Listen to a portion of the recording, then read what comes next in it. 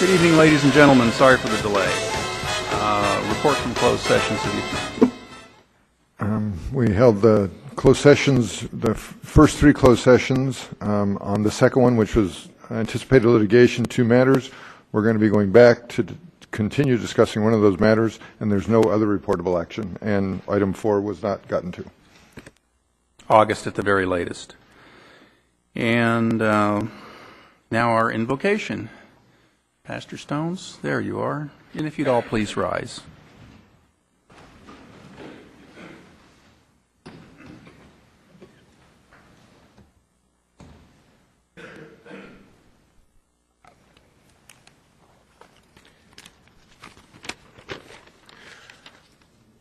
I would invite us to take just a moment to enter into the presence of the holy.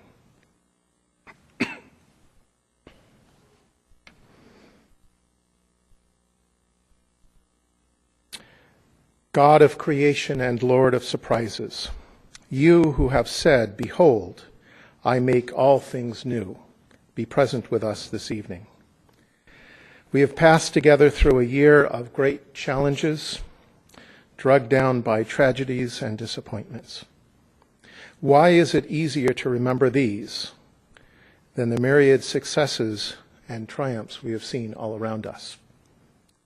Each new sunrise, each new leaf, each new life is there to teach us that you renew your creation in each moment, that there is always another chance, always a new day. As we begin this new year here in our city, our nation, our world, open our eyes to the bright possibilities. Don't let us lose our hope and our dreams in the clutter of the weighty matters of life. God of newness and life, be present with us this evening to see new ways to work, new ways to meet and overcome our challenges, and new ways to serve one another and our neighbors. Amen. If you join me in the Pledge of Allegiance. I pledge allegiance to the flag of the United States of America and to the republic for which it stands, one nation, under God, indivisible, with liberty and justice for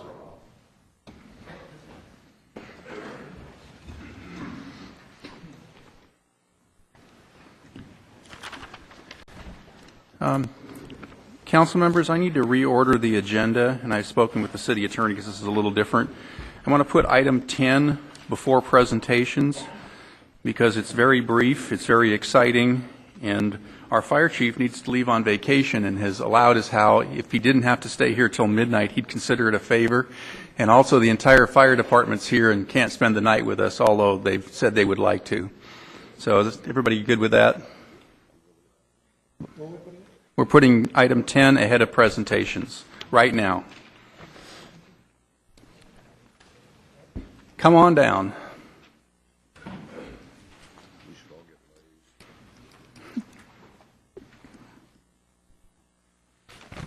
Mr. Mayor, members of the council, thank you very much. And on behalf of Gail, she really appreciates it. The staff report that's before you has been long awaited. It's fairly straight to the point. A lot of the information in this staff report you've seen before. It articulates our history, our past, as far as balancing the budget and the freezing of positions. It also discusses what happens when we freeze positions. It incurs additional overtime and stress on the organization. Knowing that that was what was going on, as you know, we refiled for a SAFER grant. The SAFER grant is administered by FEMA. It's part of the Assistance to Firefighter Grant program that's been going on for several years now. 3 or 4 years ago, they made an adjustment to it. There used to be a requirement that you had to agree to maintain the positions for at least two years at the conclusion of the grant. That requirement no longer exists. We were pleased to be notified right after Christmas that FEMA did in fact approve our application, and they are ready to move forward to start sending us money. I mean, they're ready to move forward with us, asking them to reimburse us for salaries and benefits. And in essence, that's what my staff report requests. My staff report requests that, number one, we accept this grant from the Department of Homeland Security for 6 positions. This will fund the 3 frozen positions, and it will fund 3 additional positions. And as many of you know, this will put us beyond a level that we had in 1986 and help us get back on the road to improving service to our citizens. Additionally, there is a resolution for your consideration because 2 things have to happen.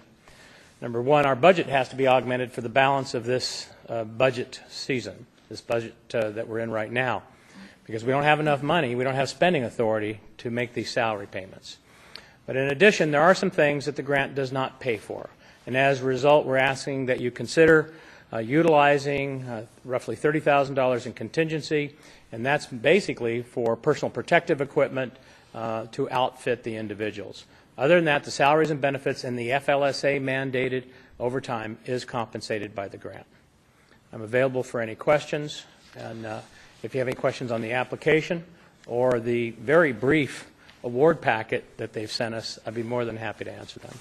Councilmember Starbuck. Yeah, Chief, appreciate. One thing I did have a quick question on was there was certain hiring advantages in here if you hire certain, like a veteran, where it was a 3-year actually. So we may actually have additional time with some of these hires then also, true? We may, and thank you very much for answering that question. I was breezing through that so quickly. There is a new component to the grant this year, and it's a component that if an agency has a policy in place to give post 9/11 vets credit who qualify, then that agency can actually apply on a case-by-case basis for an additional year extension onto that grant. So thereby those positions, if accepted, would be funded for 3 years. I need to emphasize, because I spent a fair amount of time on the phone with FEMA when I got this notice, that it is a first come, first served. There's a substantial amount of money that has been set aside to fund those extended years.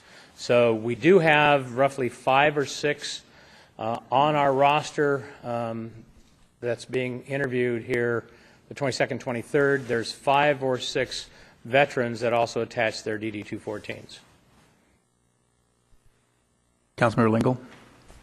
Thank you, Mr. Mayor. Chief, in second to last paragraph in your staff report, the last sentence says, Fire Department management and labor are committed to working together to identify means by which these positions could be retained at the end of this grant period. Are you prepared at this point to elaborate a little bit on what ideas you have to work with us? Well, that actually should be broadened to say Fire Department and city management staff are prepared to work together to bring forward ideas by which this can be continued. I'm already working on some of them. I'm prepared to elaborate on a best case scenario. Prior to the award for the grant, as you know, our budget requests were due. So in my current budget request, I actually have for your consideration a program change to unfreeze the 3 frozen positions. Now obviously we have to go back now and retool the fiscal impact of that because the fiscal impact is much less. The grant runs out in the last quarter of the budget cycle we're working on. So that's one option. Additionally, should we get the 3 vets, then the next budget cycle will be requesting consideration of a program change to fund those positions. But I haven't, seeing as how we haven't formally moved anything forward, I felt it was a bit premature to go much further than that. Okay. I just encourage both city management, council, you and your staff to start working immediately on this, because in 2 years or possibly 3 years, I'd hate to coming before us and saying, you know, there's just money in there, and now we have to decide whether to continue these positions or not. So, I mean, I'm hoping that we can start working on it right now, start putting money aside into our ways to save the money so we don't have to come before us in 2 years. And we agree with you 100%, which goes back to some of the future planning we'd like to do here next budget. Okay, thank you. Councilmember Costa. Thank you, Marilyn. Thank you for your presentation. This was very exciting news. I had the same concerns as Councilmember Lingle, so I just wanted to reinforce it's going to be very important for me, and of course, as always, to utilize that Public Safety Commission with help. Thank you. Okay, and now we'd like to move to oral communications. If there's anyone here that would like to speak on this subject.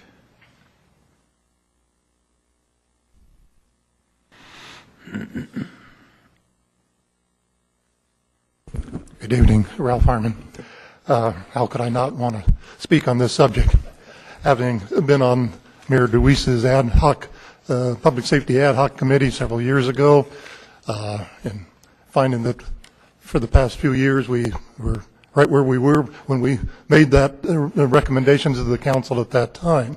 This is so exciting that for once we have a chance to get a few more firefighters that we absolutely need. And I can't say enough for our chief here and the efforts he's gone to move this forward. And I just hope that the council tonight will move this forward and we can get these people online. Thank you. Thank you. Anyone else? Oh, come on. All you guys in the blue suits showed up. I see the union president back there. He should at least say something. No pressure. Come on.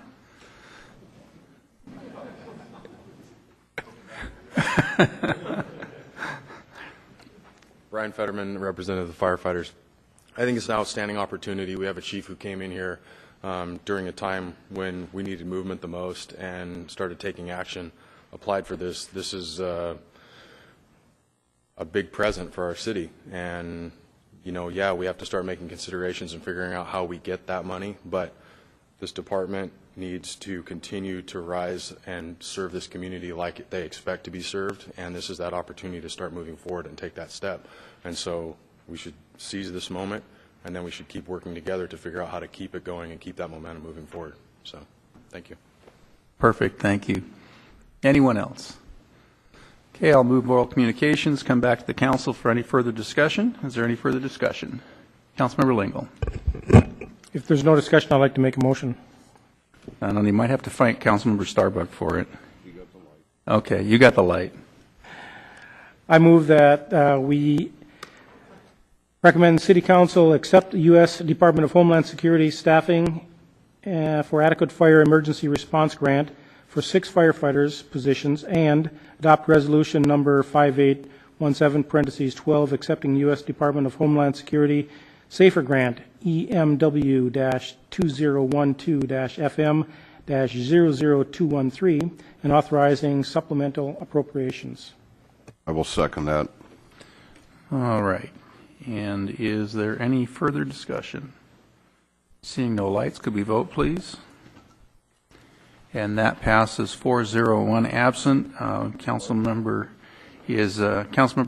Holmdahl wanted me to convey that he was strongly in favor of this, but he's judging a wine tasting in the Bay Area and hoping to bring us more tourism and wine tourists to Lompoc. Thank you, Chief. Mr. Mayor, members of the council, thank you very much. I'd be remiss if I didn't comment that none of this is possible without the support of our city administrator, our union, and the city council. It's a great day for our fire department in the city. Thank you. Thank you. Now when you applaud.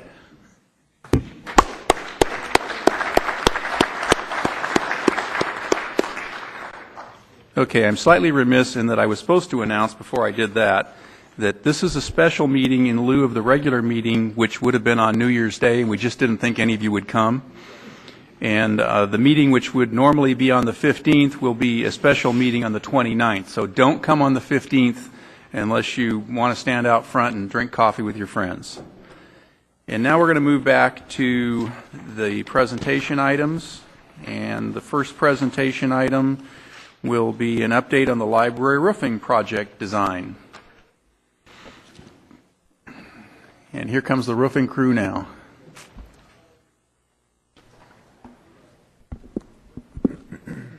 All right, thank you. Craig Deerling with the City Engineering Division. Thanks, Ron. And like Mayor Lynn said, this is an update on the city library re-roofing project.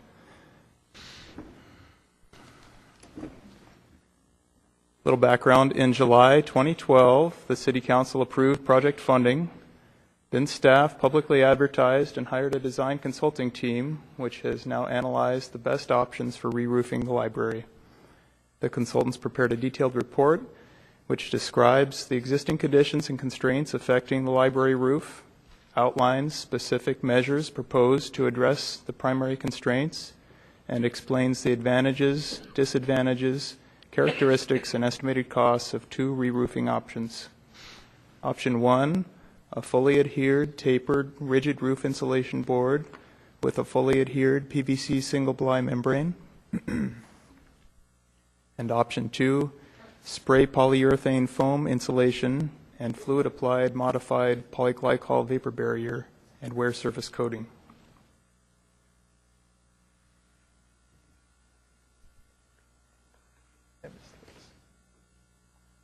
In order to keep the project on schedule for planned construction during August to September of 2013, staff has selected a re-roofing option and directed the consultants to proceed with complete design. Staff has selected re-roofing option number 2 based on the thorough analysis provided by the consultants, information provided by a number of references, including owners of similar installations at other public agencies, and discussion among project stakeholders. The consultants and references explain to staff that both options are expected to perform substantially equivalently. Both options have 20-year warranties and expected service lives of over 20 years.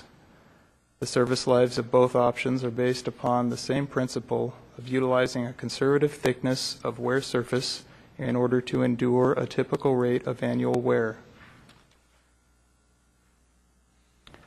The primary difference between the options is that option 1 requires additional effort and cost to address a number of constraints on the Lompoc Library roof, which option 2 is able to more efficiently address. Due to those constraints, the estimated cost of option 1 is $495,000 to $563,000, and option 2 is $363,000 to $408,000. The estimated cost of option 2 fits within the project budget approved by the City Council, while the estimated cost of option 1 exceeds that budget.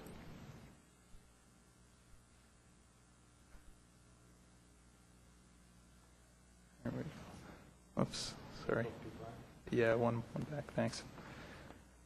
Fewer contractors are qualified and certified to install option 2 roofs. However, sufficient numbers of qualified and certified contractors are available within a radius of a couple hours from Lompoc to ensure competitive bidding for option 2. As option 2 systems have proven their effectiveness in appropriate applications over the past 30-plus years, the City is fortunate to have opportunity to overcome the many constraints of re-roofing the library with the ingenuity of option 2. Tonight we have our design consultants here with us to provide some more detailed discussion of how option 2 overcomes the specific constraints of the Lompoc Public Library re-roofing project. Our architect, Frank Seipel, AIA of Fraser Seipel Architects, and our roof consultant, Dennis Delby of ARDG Incorporated, will now go over those specific details. Frank and Dennis, would you like to come up?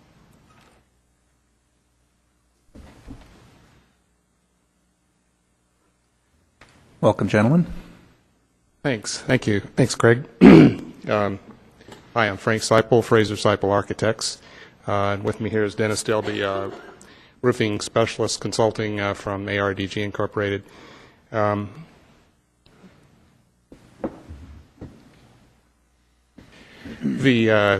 of all, I'd like to congratulate the city on having such a great library building. This is a classic design, beautiful building done in the 60s. And we're happy to be on board to help extend the life of this building another 30 to 50 years. It's a great building. One of the hallmarks of 1960s architecture is dead flat roofs were very popular in those days. Building codes no longer permit us to build roofs with that purity of line, and for good reason, because they don't drain water very well. This slide shows the minimal number of roof drains on this roof. Roofing today designed like this would have probably twice as many roof drains. So getting water off the roof quickly to these roof drains is a challenge. And this is the reason that we selected the system that we proposed that Craig has approved, is because we can achieve better slope than we have now, but working within the constraints of this system. And on the next slide, we'll explain that a little bit. So again, you're looking at the existing roof, which is almost dead flat, and you can see The solid white line there on the right there represents the slope of the slightly raised roof slope above the gravel roof.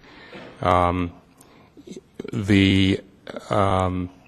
reason that we want to keep the roof slope addition minimal is so that we don't come up above the height of the recently installed roof screens and the mechanical equipment. This is why one of the reasons why this system is less expensive. If we were to go back with a conventional gravel roof now, you can see the dotted line there. We would be burying existing construction on the roof. We'd have to raise all of that material and components there, and the cost of the roofing would go up considerably. In addition, fortunately, the newer roofing systems that we can now take advantage of through improved technology actually offer improved performance at lower slope. They look good, they last a long time, they're easy to maintain, and water doesn't pond on them. So this is the reason that we're using the system that's been selected. One more slide, please. In addition, you can see here on the clear story there over the entryway, we have very little room to work with to raise the surface of the roof up because of the existing window sills there. So these are the two most critical aspects of this roof in terms of technology challenges. But again, fortunately, with the materials that we have at hand, we're able to solve these problems. So if you have any questions, we'd be happy to entertain them.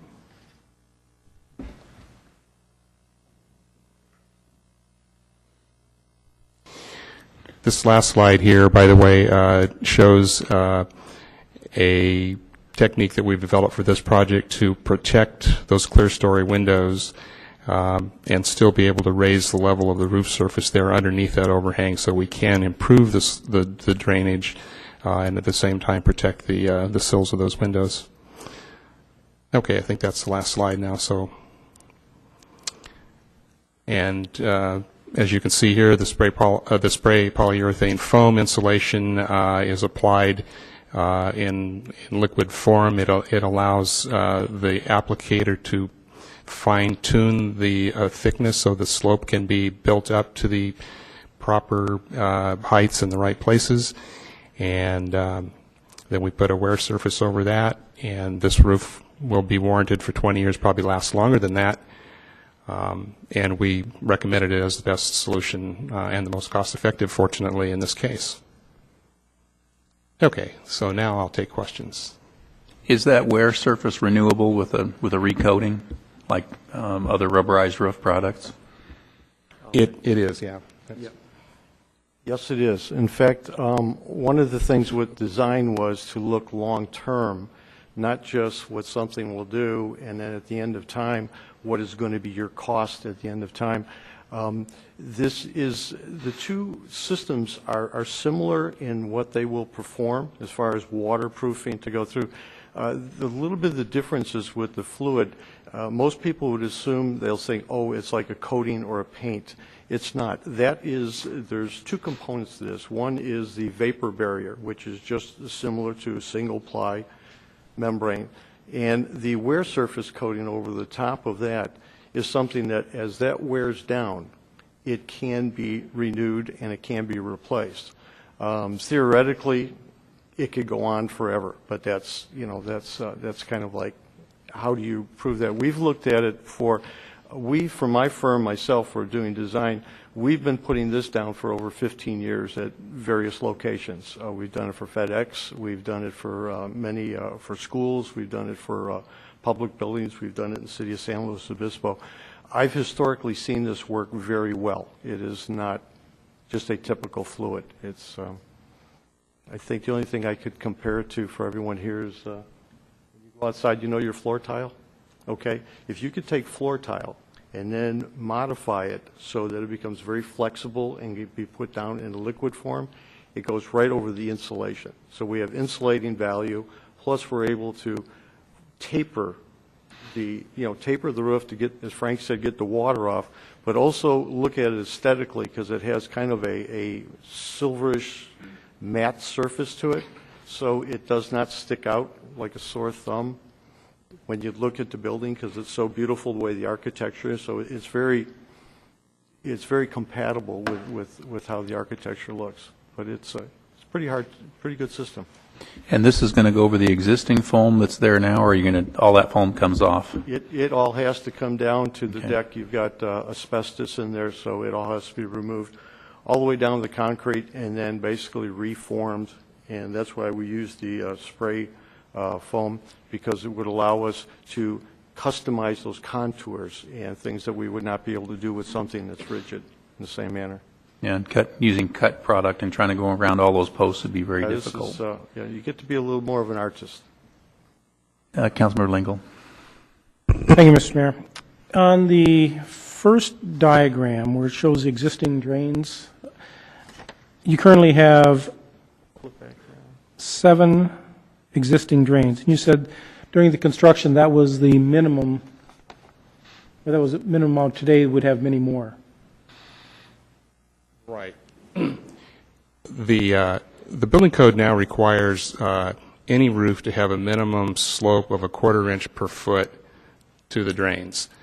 And for a roof of that size and that shape, in order to make that slope work and not have the roof built up to 2 feet or so in the center, you'd have to have drains closer together so you could keep the peak down, so to speak, so that the low point isn't so doesn't have so far to go.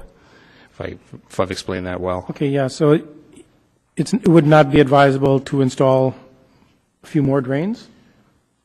Well, that could, but that would be very expensive in this case, because we would have to carry those drains down to the surface and pipe them out to the driveways or the streets where they go now. And so to do that is a rather expensive proposition.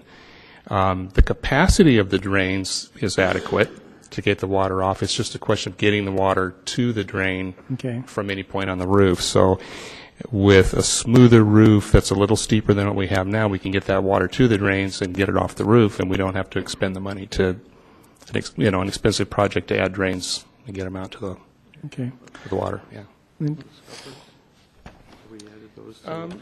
Dennis is making a good point. The one thing this roof does not have right now is any method of overflow protection, which is also required now by the building code. So if any of these drains clogs up, the water has to build up about 3 inches before it spills over the edge. And in our new design, we will add some overflow scuppers near those drains so that if water does build up on there, it can get off the roof, and you can see that it's coming off the roof, and you'll know that the roof's drains are clogged, and you go up there and clear them off. Okay. And you've been significant weight, the difference too between what is currently there and what we're going to put back is about half the weight of what is there. So we're trying to take all those things into consideration. Okay. And you say you've been installing this type of roof for about 15 years? I've specified it for my projects for the last 15 years. The product has been around for over 30 years, so it's got a history there. But I'm just saying on my own projects as opposed to relying on someone else. And we've had very good success. Okay. Okay, thank you. Okay. Seeing no other lights, thank you very much. Appreciate your presentation. Thank you. Thank you for your time. Thank you. We have, with the council's permission, I want to take the consent calendar really quickly and do that, because we have some people who are here waiting on that, which will require that I take oral communications, and then we can go to the longer presentation. So I'm going to open this for oral communications for a moment. If you have something on the consent calendar you'd like to talk to us about, or you're not able to stay for the meeting, is there anyone that would like to speak to us now? Yeah, I knew you'd be up. No, him. Yeah, Karen, you're fine. Come on up. Ladies first. Pam Wall, resident. I just have something real quick. When Bob Lingle made the motion for the fire department, either this is wrong or you gave a wrong grant number. You said 202 FM. It's 202 FH. I don't know if that matters legally. Yeah, he did Anyway, say that. Thanks. I don't know. City Attorney, is that an issue? Okay. Thanks for the catch, Pam. City Attorney says not a problem. Ken Austini, Lompoc Valley Chamber of Commerce and Visitors Bureau, and I promise to be quick tonight. Just a couple real quick things. For those of you that made it, we had a great mixer at T&T Sweet Repeats on the 21st. Good event, a lot of people. I know some of you were there. I saw you there, so it was a nice event. Hopefully you saw some of the Christmas trees around town, especially in the old town part of town. West Ocean, there was like probably 4. There's one in front of the chamber, a couple on South 8th Street, a couple on North 8th Street. Hopefully next year we can get that program geared up a little higher. There were some in the Plaza Shopping Center. It was 4 up there, but it's a program where they bring in a Christmas tree. You basically rent the tree for the holidays, and then you decorate it and help spruce up the community. Solvang does a good job of this, and we're trying to get it started in Lompoc. And this year was the first year we've done it, and we had 14 trees. Hopefully next year we can have twice that many. So be watching for that next year. Also, we put together, many of you know about this Spaceport Classic soccer tournament that was held this last weekend. We went out to many of our businesses and asked them if they could put together some coupons, various discounts to put out to these teams, hotels, restaurants, different businesses in town. So we're able to provide a 2-sided sheet of paper with probably about 15 coupons available to these teams, and it went out to 85 coaches when they came into the tournament in their registration packet. So, and hopefully in the future we can expand that more by working with the recreation department and working with the school district, looking at reservations for fields far out in advance, and hopefully help bring more folks into the hotels. We had some stay here, but it'd be nice to be able to give them something well in advance. Say, hey, come to Lompoc. Here's some promotions to help you enjoy our community and maybe even help you come back again sometime. So. But I've also had contact with the GI Forum. They've got an event coming up here in February, and we're going to try and do something with that also. So it's a good start.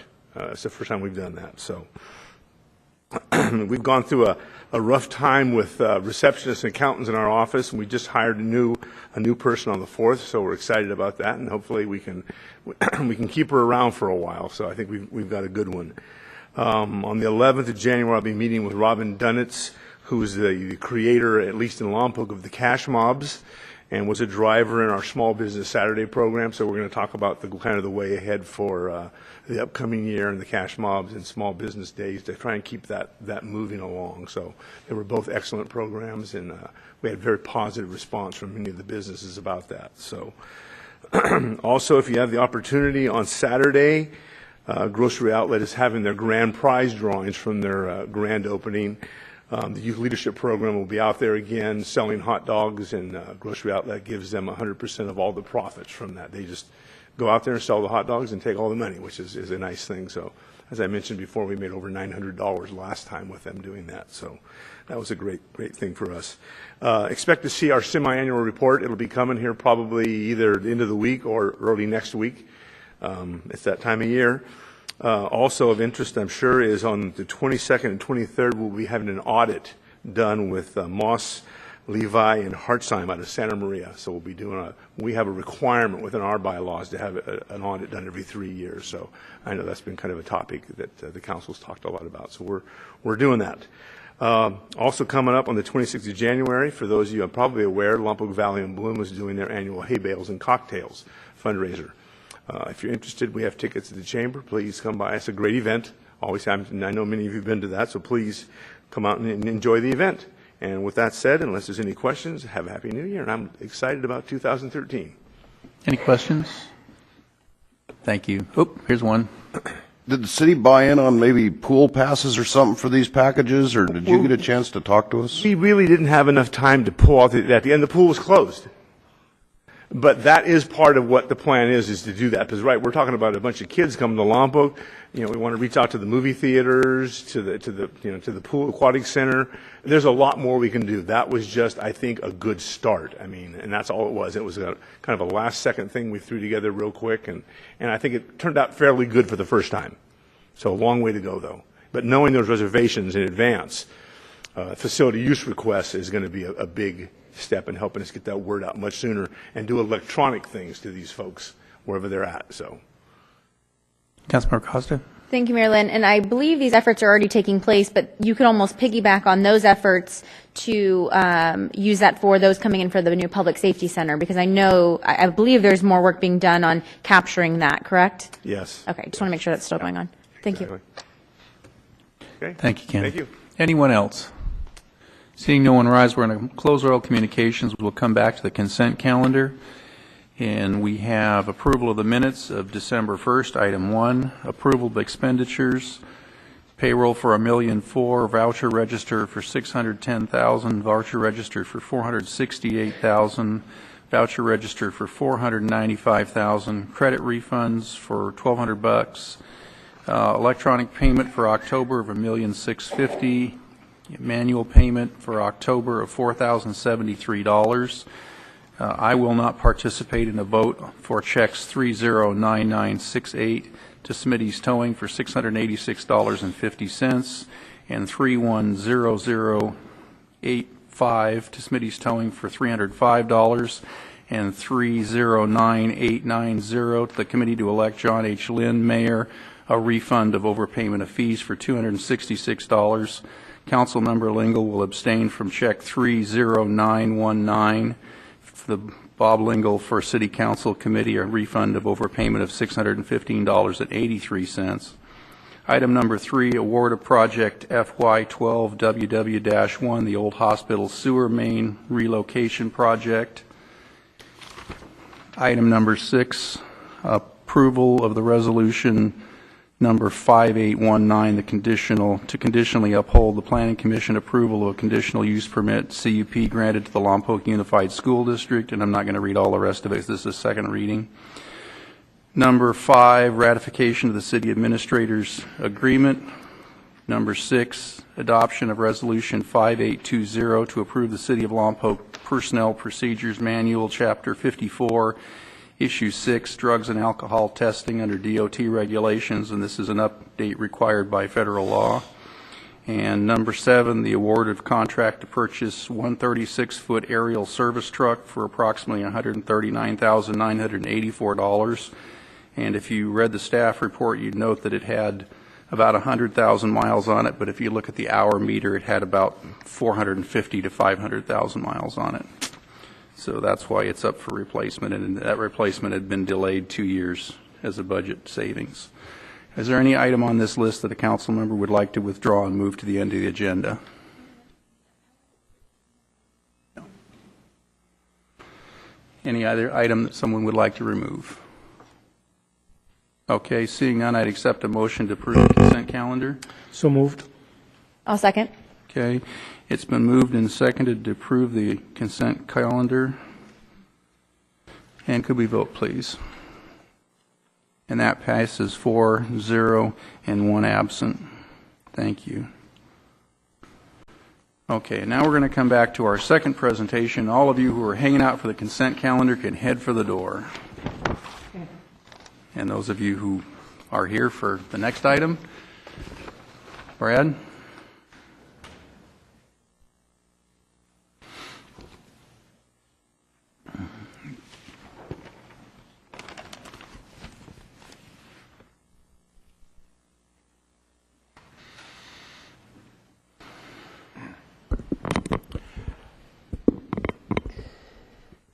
Good evening.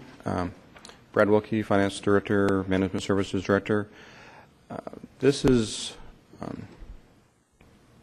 both a culmination of quite a lot of work, but also a beginning of a process to have the 2012 water and wastewater study become part of the budget process for the 13-15 budget. I'm going to be making a presentation that basically talks about how we've gotten to where we are, and then Will Down Consulting, who was awarded the contract for the actual study, will be presenting what is proposed to be done to make sure that the two utilities remain healthy and we abide by our obligations and provide services to our customers at as efficient way possible. With that, I'll just go through. My presentation has a fair amount of information that will make it something that you can refer to as we move forward in the process of going through the 218 process. So I'm not necessarily going to be going over every item in detail, but it is there to allow for your future review and also to enable questions both now and as we move through the process.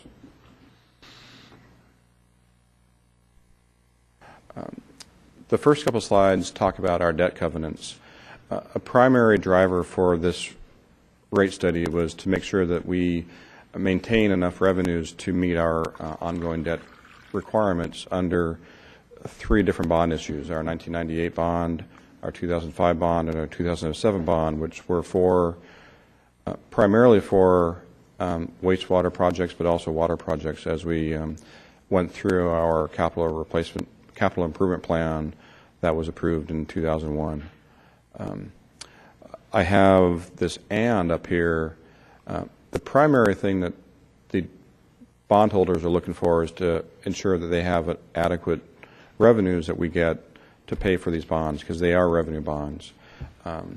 Because we're in the state of California and we have Prop 218, each of the 2 utilities have to prove that they're standing on their own. They have to be able to provide for their own services. So there's 2 requirements of net revenues. And net revenues is a term used in the bond issues to give them a way to verify that we have enough money. We need to have net revenues equal to 125% of our bond debt and our governmental debt, which is our state revolving loan fund.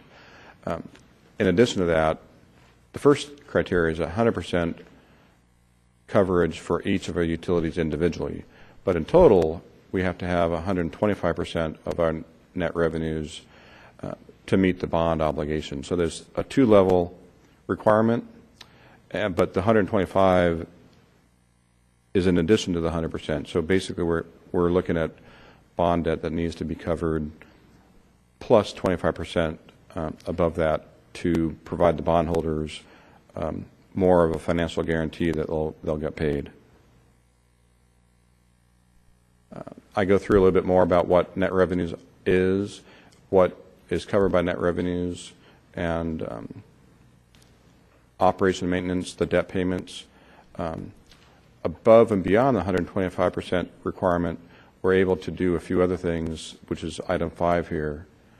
One of those is to acquire and construct improvements. Basically, our capital outlay program can be funded by pay-as-you-go revenues, but only as long as we do that from the revenues that's above the 125% level.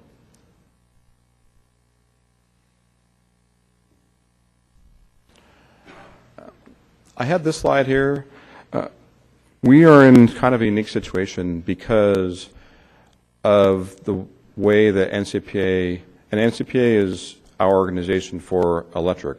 So your first question is probably, why am I talking about our electric utility during a rate study for water and wastewater? As you see, there's a couple utilities up here that participate in projects.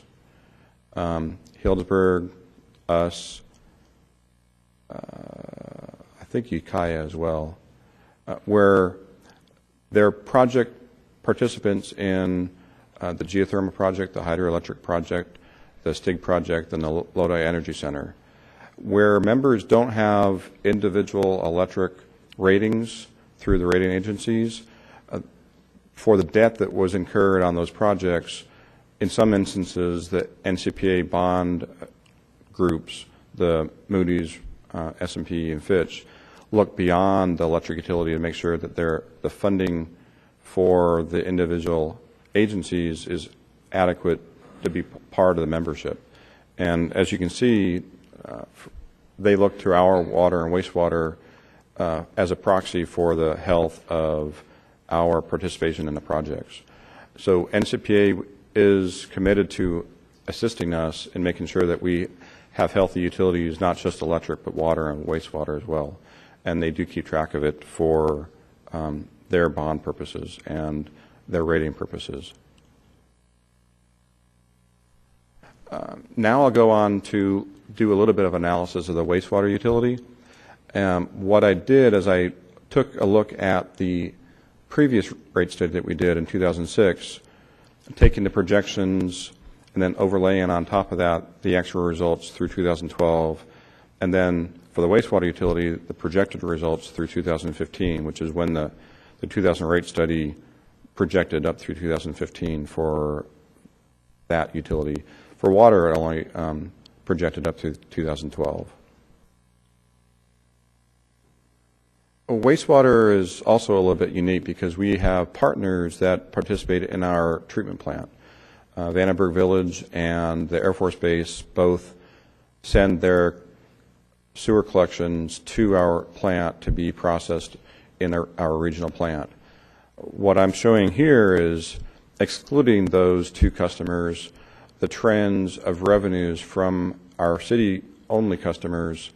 The blue line is based on the original 2006 study, and the purple line is the results that have happened up through 2012, and then the projection from 2012 going forward. As you can see, they pretty much mirrored each other up through 2007, 2008, and then after that, the actual revenues came in under what we were originally projecting in 2006.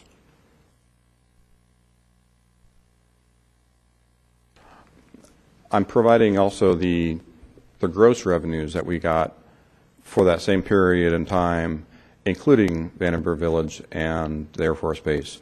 And as you can see, the line is a lot more inconsistent, and that's entirely because of the revenue streams that we're getting from the base and from Vandenberg Village are based on actual measured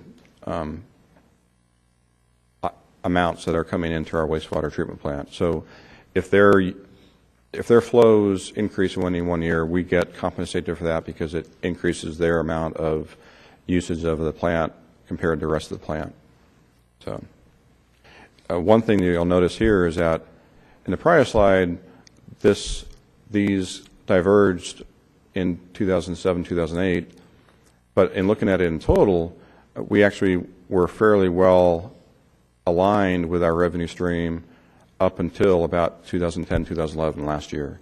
It dipped in the previous fiscal year, and we're projecting it to be roughly it's about $1 million less per year going forward without any kind of rate change. So in this instance, our partners have actually helped mitigate some of the revenue deficiencies we see from our own customers. This is a little bit different picture. It shows the cumulative effect of those deficiencies over time. The box is showing this last fiscal year, and this divergence right here is what we're looking to try to mitigate as part of the rate structure. What we should be is close to this zero line where revenues and expenses are keeping up with each other, and revenues can maintain our 1.25 debt service ratios.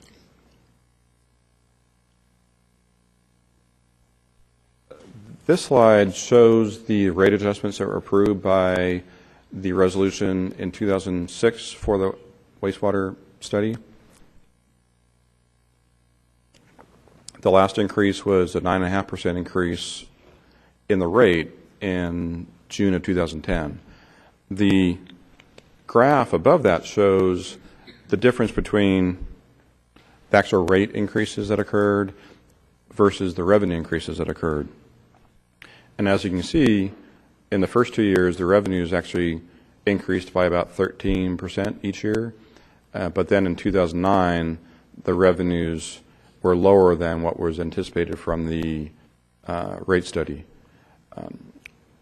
The thing that drove this entirely is the amount of new construction that we had that added to the number of properties that were paying into the fund. In 2006, 2008, we had continued growth from the housing bubble, and those houses became part of the revenue structure of the utility. Part of the projection assumed that we would be building out several of our subdivisions, including the Y, including Laurel Crossing, Briar Creek. Some of that has happened, but not all of it.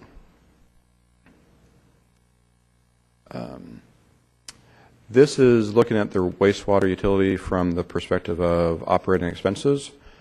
Again, the blue line is from the projection in 2006 for our operating expenses. The red line is what actually happened.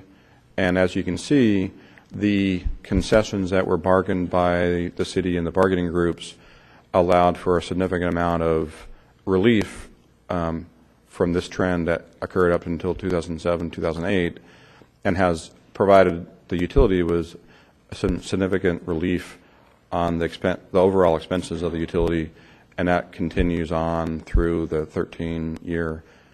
I have a projection for 14-15. That's only as good as what we end up doing with the budget, as well as any kind of changes in the bargained agreement with the various unions. I apologize for the size of some of these numbers, but getting back to the debt covenants, we're required to have net revenues in excess of 125% to meet the debt service coverage requirements of our bonds. The red line shows our net revenues for all those particular years, and the blue line shows what the 125% debt service coverage requirement would be. And as you can see, we met those obligations all the way up until 2010, 2011. We utilized some rate stabilization money in 2010, 2011 to affect a coverage of 125, but our revenues from actual collections fell short. We had the expectation that this line would continue up and then become higher than the net revenue requirements. And this is effectively what we've been looking at in the rate study that will be presented after this. This is the same slide, and as we were getting excess revenues or surplus revenues in this time frame, this is a time frame where we had that excess amount adding to our reserves, and since this time we're under the requirement and using our rate stabilization reserves to meet our obligations.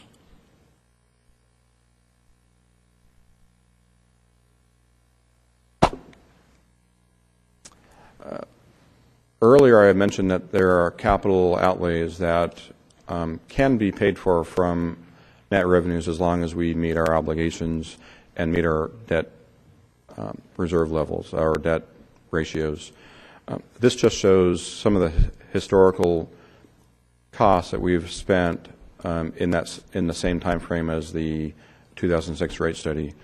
Some of you may remember that we had a digester that was determined to need to be replaced as part of the treatment plant upgrade after the treatment plant was bid and awarded, and that was roughly, our cost was roughly $3.5 million on that.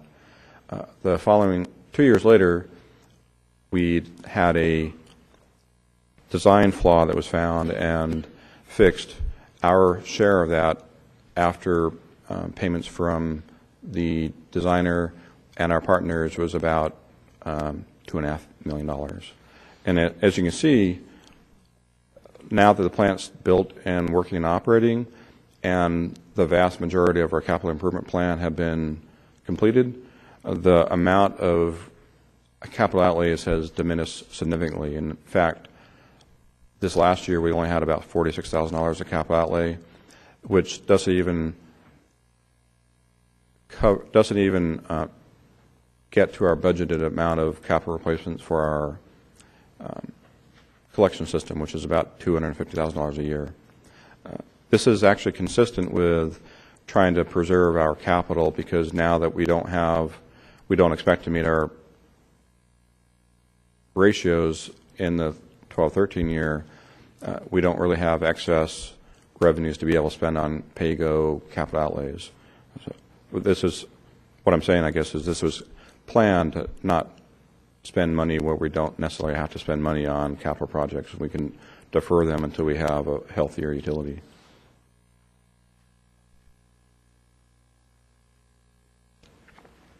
Following the trend of what I've been working on, this is a review of the debt service payments that were scheduled. That's the blue line, and the actual debt service payments that have been paid. The difference between this line right here and this line is the first year of our SRF, which is a $4.5 million payment for 20 years. Because of the timing of when the project was completed, the 2006 rate study assumed that we would start paying that back in 2009 and 2010. We didn't actually have to start paying it back until the following year, which allowed us a little bit of, again, a little bit of relief on our overall revenues and reserves. You will notice that our overall debt service from here on out will be flat until, at least until this SRF is paid, which is, as I said, a 20-year repayment. That's a good thing, because with inflation, everything else would be going up, but by using somebody else's money, we get to pay for this with current dollars, inflation-adjusted dollars, and we still have to, and we get to pay what was in effect basically in 1998, 2005, and 2007. There is a little bit more in debt payments on an annual basis now than we had anticipated in 2006, and that represents approximately $13 million of additional debt that we have incurred beyond what we thought we were going to be incurring back in 2006, before the treatment plant was finalized for planning purposes or for budgeting purposes or for construction bidding purposes. One thing I wanted to point out is that looking at our debt service, taking into account the portion of the debt service that's paid for by our partners, because Vandenberg Village and the Air Force Base are paying for their share of the capital costs of the plant. Taking that into account and looking at the number of total customers that we have within the city, the monthly share of that, a per capita share, is about $26. Right now, the minimum charge for customers who utilize the very minimum usage in January, February, March is $22.32, and that's not even enough to meet our debt service obligations at this point in time. Put another way, if all 12,000 customers had the ability to go down to our minimum obligation in January, February, March, we wouldn't be able to pay in our debt service, let alone our operation and maintenance costs and the like.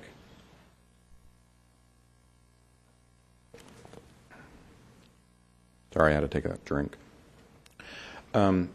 That was the end of my brief presentation for wastewater, and I'll move on to a little bit more brief analysis of water. A lot of the same situations occur, so I'll go through this hopefully as quickly as I can. This is a look at the water utilities consumption, just consumption.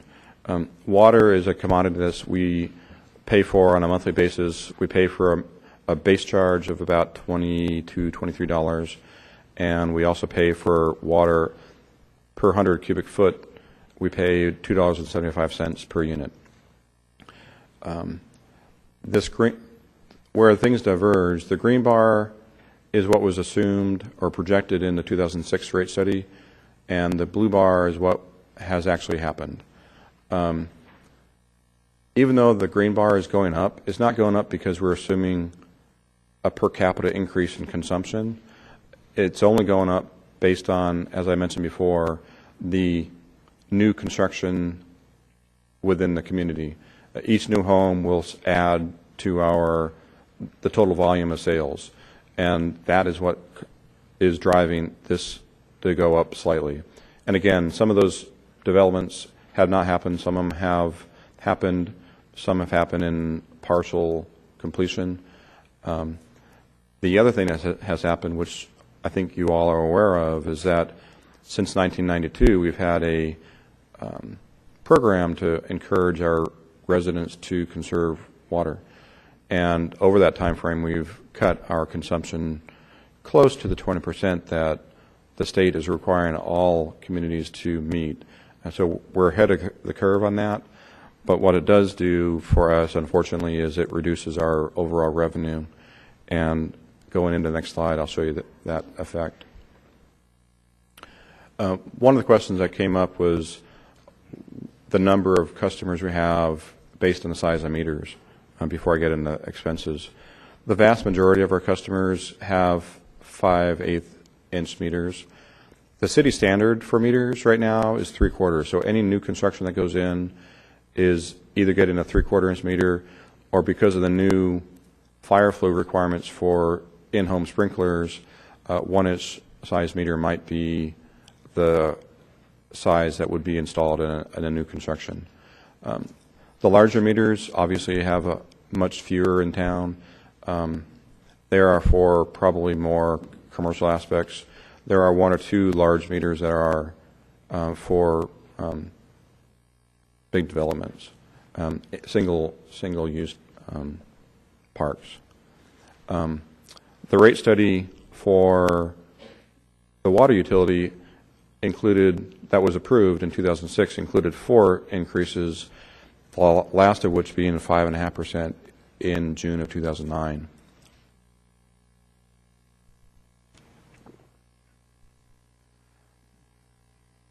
Like I did for wastewater, this is a graph of the user fees for our water utility. The water utility, we don't have any partners. We don't partner with Vandenberg Village or Mission Hills or the Air Force Base. All the water that we pump is for our citizens within the city limits, except for a little bit of surface water that we do for some of the residents of Miguelito Canyon. But again, the situation is similar to what it was with a wastewater fund. The red line here shows the projection from the 06 study.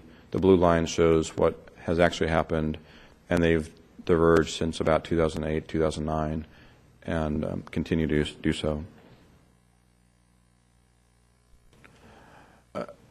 Also, like the wastewater fund, because of the concessions that were bargained with the unions, we have also thankfully seen a similar reduction in our overall operation maintenance cost. That has also helped this utility in its overall health.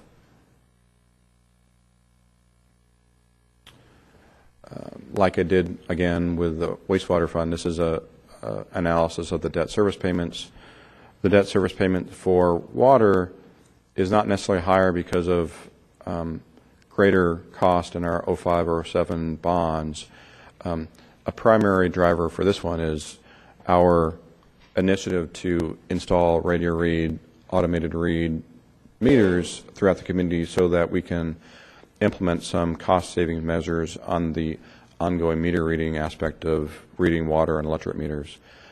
That initiative is being funded by lease agreements, and we will continue to do those as best we can so we can get the water meters all changed out under the schedule that we have right now.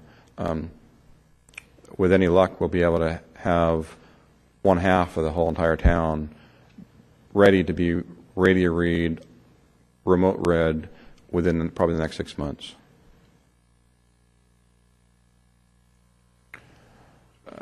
That was the last slide for water. Now I'm going to do a little bit of introduction for Willdan. Willdan was awarded the contract to do the review of water and wastewater in early 2012 as part of the 11-13 budget cycle. In the budget cycle, funds were approved to do this review. The scope of work for it was to ensure that we meet our debt covenants for the 3 bonds as well as the state revolving loan fund.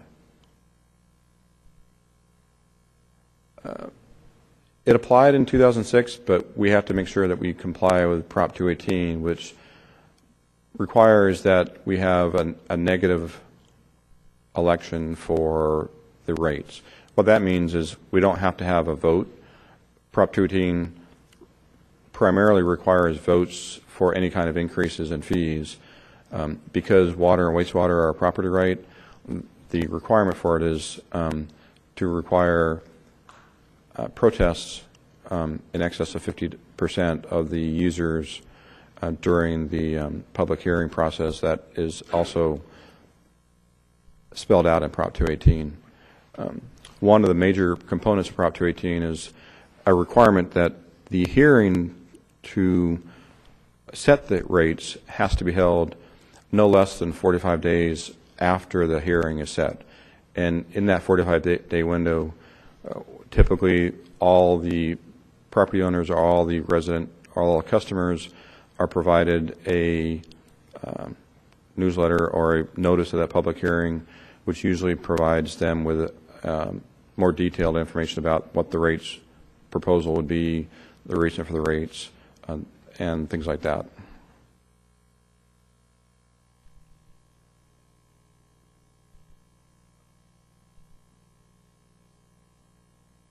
This is up here. You will probably be getting in the next 2 to 3 months another study for the solid waste utility. The solid waste utility has had a history of doing rate studies in conjunction with the 2-year budget. So every 2 years, solid waste goes through a process similar to this. For water or wastewater, it has been historically done on an as-needed basis, as well as the electric utility. Recommendation was made in the 11-13 budget to maybe coordinate it so all 3 or all 4 of the utilities might have some sort of review process during the budget to make sure that the rates are not too high or not too low, to ensure that we don't have a 6 or 7 year period where nothing happens and we either get behind or get way too far ahead.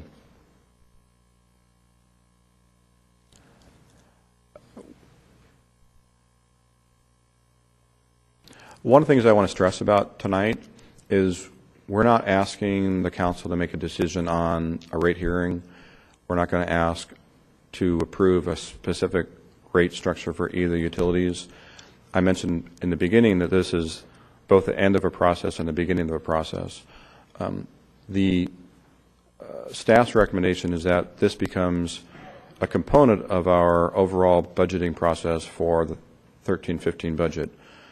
There's a couple reasons for that. One of the reasons is to make sure that any of the questions that are brought up can be answered in a form that can be as widely disseminated as possible, and also to allow for as much public dispersal of information to the public and for public input, because if the public doesn't understand that the reasons for these rate increases and the necessity for the increases to make sure that we both take care of our bond debt coverage requirements as well as looking out to make sure that the rates are as efficient and affordable as possible, it will be it'll be easier if we do it that way, I believe, than just having a hearing, ask you to set a public hearing in 45 days and have a action in 45 days. That public input and public interaction is very important in this process, which is what Prop 218 was trying to accomplish. Or at least one of the things Prop 218 was trying to accomplish. With that, the 2 principals from Wildan are here, Habib Isaac and Greg Tobler. They will provide you a second presentation based on the results of their study. Melinda Wall, our financial services manager, and I, along with Habib and Greg, will be here during this course for questions, and I'll move it from there. So. Welcome, gentlemen.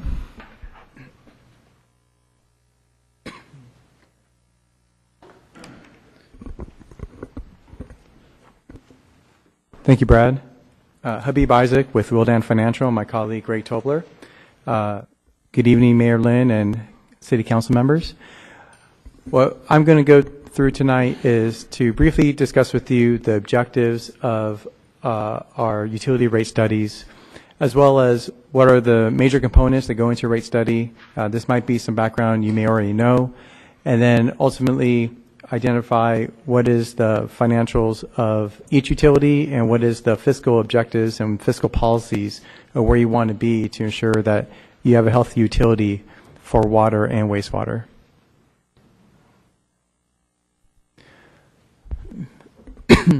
So as we look into the objectives of the study, what we're always looking to do is to provide adequate revenue, not only in the short term, but also in the long term. Prop 218 restricts you typically to only move forward with 5-year rate adjustments. However, what we don't want to do is only look at 5 years and then not realize that there might be some huge capital improvement that comes online in year 6 or 7, and then don't set you up to be successful to meet those obligations after the Prop 218 time period. We identified and incorporated your most current capital improvement plan. We want to ensure there's a healthy financial outlook for the utility. We also want to minimize revenue adjustments as much as possible. And from that process, we need to review what is your current financials. Brad went through quite a bit of information in regards to the financials of both utilities. So I will only have one slide on that to just reiterate a little bit. And then from there, we go to rate design. And when I talk about rate design, what we have to ensure is that rates are defensible. They must be cost of service based. And what I mean by that is the cost what you charge your customers must be based on the cost incurred. And then also we want to achieve equitability across all customers. One other thing we look at is we want to limit the significant changes from where you are today. We don't want to come up with a structure that is drastically different than what you have now. And then ultimately, even without any revenue adjustments, that still would generate some shock to your customers. So that has to be kept in mind. We want to minimize rate shock. And then we also want to ensure that we are very transparent and have interaction with the customers and the community. With that transparency, you can achieve that through outreach and public involvement. We want to be able to explain our proposed rate structure in an easy to understand means.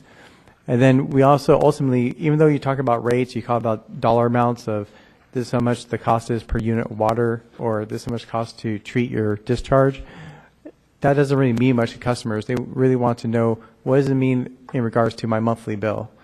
Or what if I change my ways, what would that do? So we also want to not just show numbers, we also want to show more of how does it affect your customer, so then they have a better understanding. So with the rate study, and to make sure that we're in compliance with Prop 218, we go through 3 primary steps. And first we look at your revenue requirements. And with the revenue requirements, we identify what are the costs of the utility, from operation and maintenance to your capital improvement plan to your existing and potential proposed debt schedules. And then we also want to ensure that you have sound fiscal policies in how you have your reserves established and how you're meeting them. Then we go to the cost of service analysis, and this is where we determine how is that cost incurred. Is that cost a fixed cost, such as debt service, or is it more related to the amount of water that's being used? So it should be based on the amount of usage. We allocate costs based on those type of categories. And then from there, we determine what makes the most sense of how to recover that revenue for what is required. What is the most equitable way to do so? However, for tonight, we're solely focusing on the revenue requirements of each utility.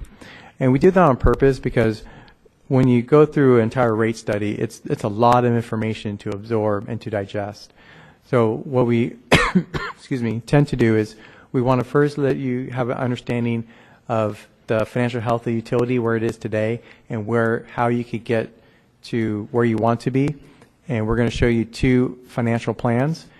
And we call it a financial plan because it's not just where, this year you need X dollars, next year you need Y dollars. We really want to set it up where you're trying to reach your end goals through multiple years. So as long as you meet your end objectives, that's the most important aspect of this rate design. And there's many ways to get to the ends. One other thing I want to point out is this is another view of how those components make up a rate study. This is kind of more of the way we look at it. We still have the revenue requirements, the cost of service, and the rate design. But just because we're focused on revenue requirements today, once we get to rate design, it doesn't mean we're done with revenue requirements.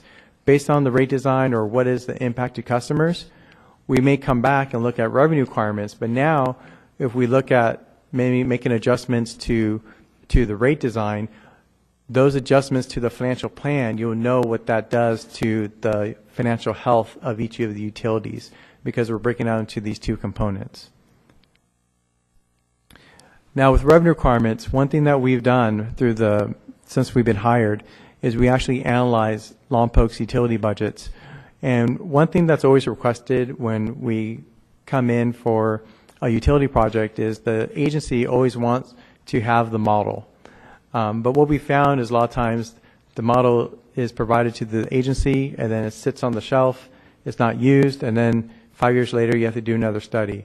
So what we want, what we've been doing in the last couple of years is actually embedding the financial spreadsheets that the city uses for their utilities into our model and link everything up. So you have the ability to not only use our model for this study, but also use our model through the 5 years as part of your budgetary process to see where you are next year or the second year by just inputting your new budget numbers. And then you just hit refresh and everything flows through and you'll see how you're doing. We also wanted to account for specific adjustments, such as your updated capital improvement plan, your debt obligations, and I already mentioned that we don't just look at 5 years. We actually do a 10-year planning horizon in regards to our analysis.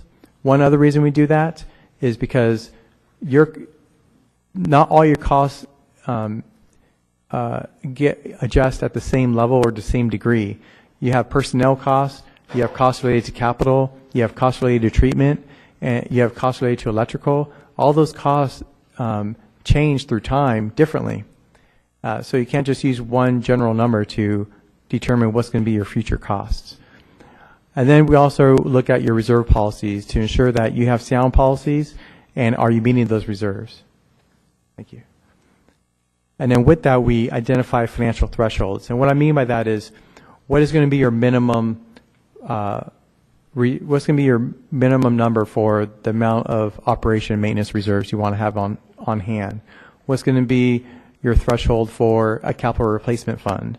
Is there going to be a minimum balance so that would account for any type of pipe that bursts? You always know you have at least $500,000 on hand that is liquid for you to utilize.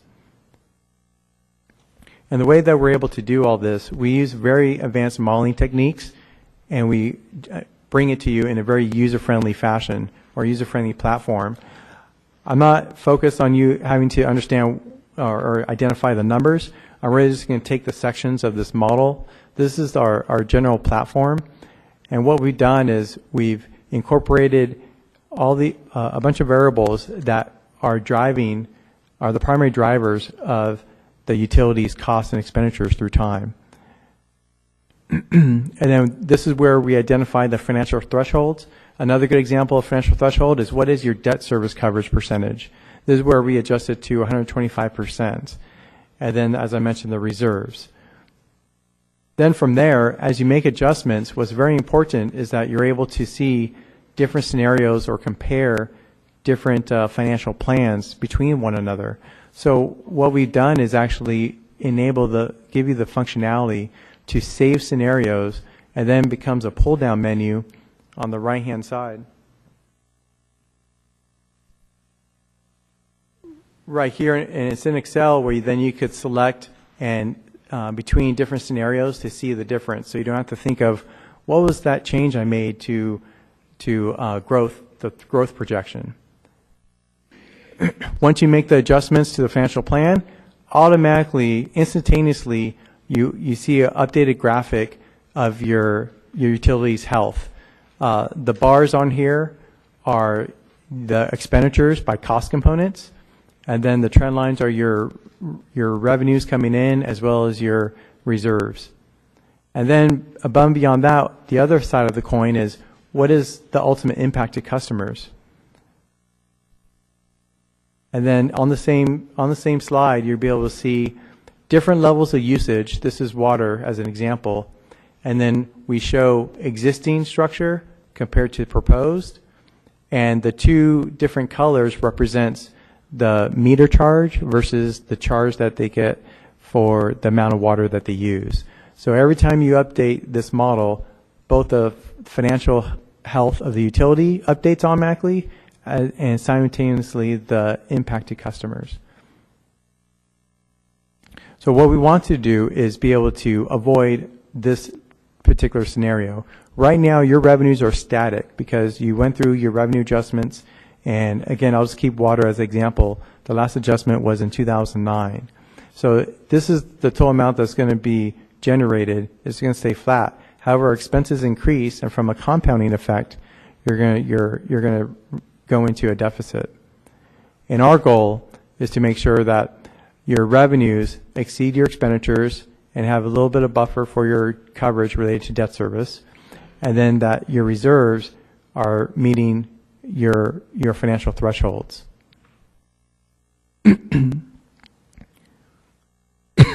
Excuse me. Now, Brad already went through quite a bit of detailed information in regards to the financials of the utilities. I'm going to take a little bit more broad macro approach to the financials.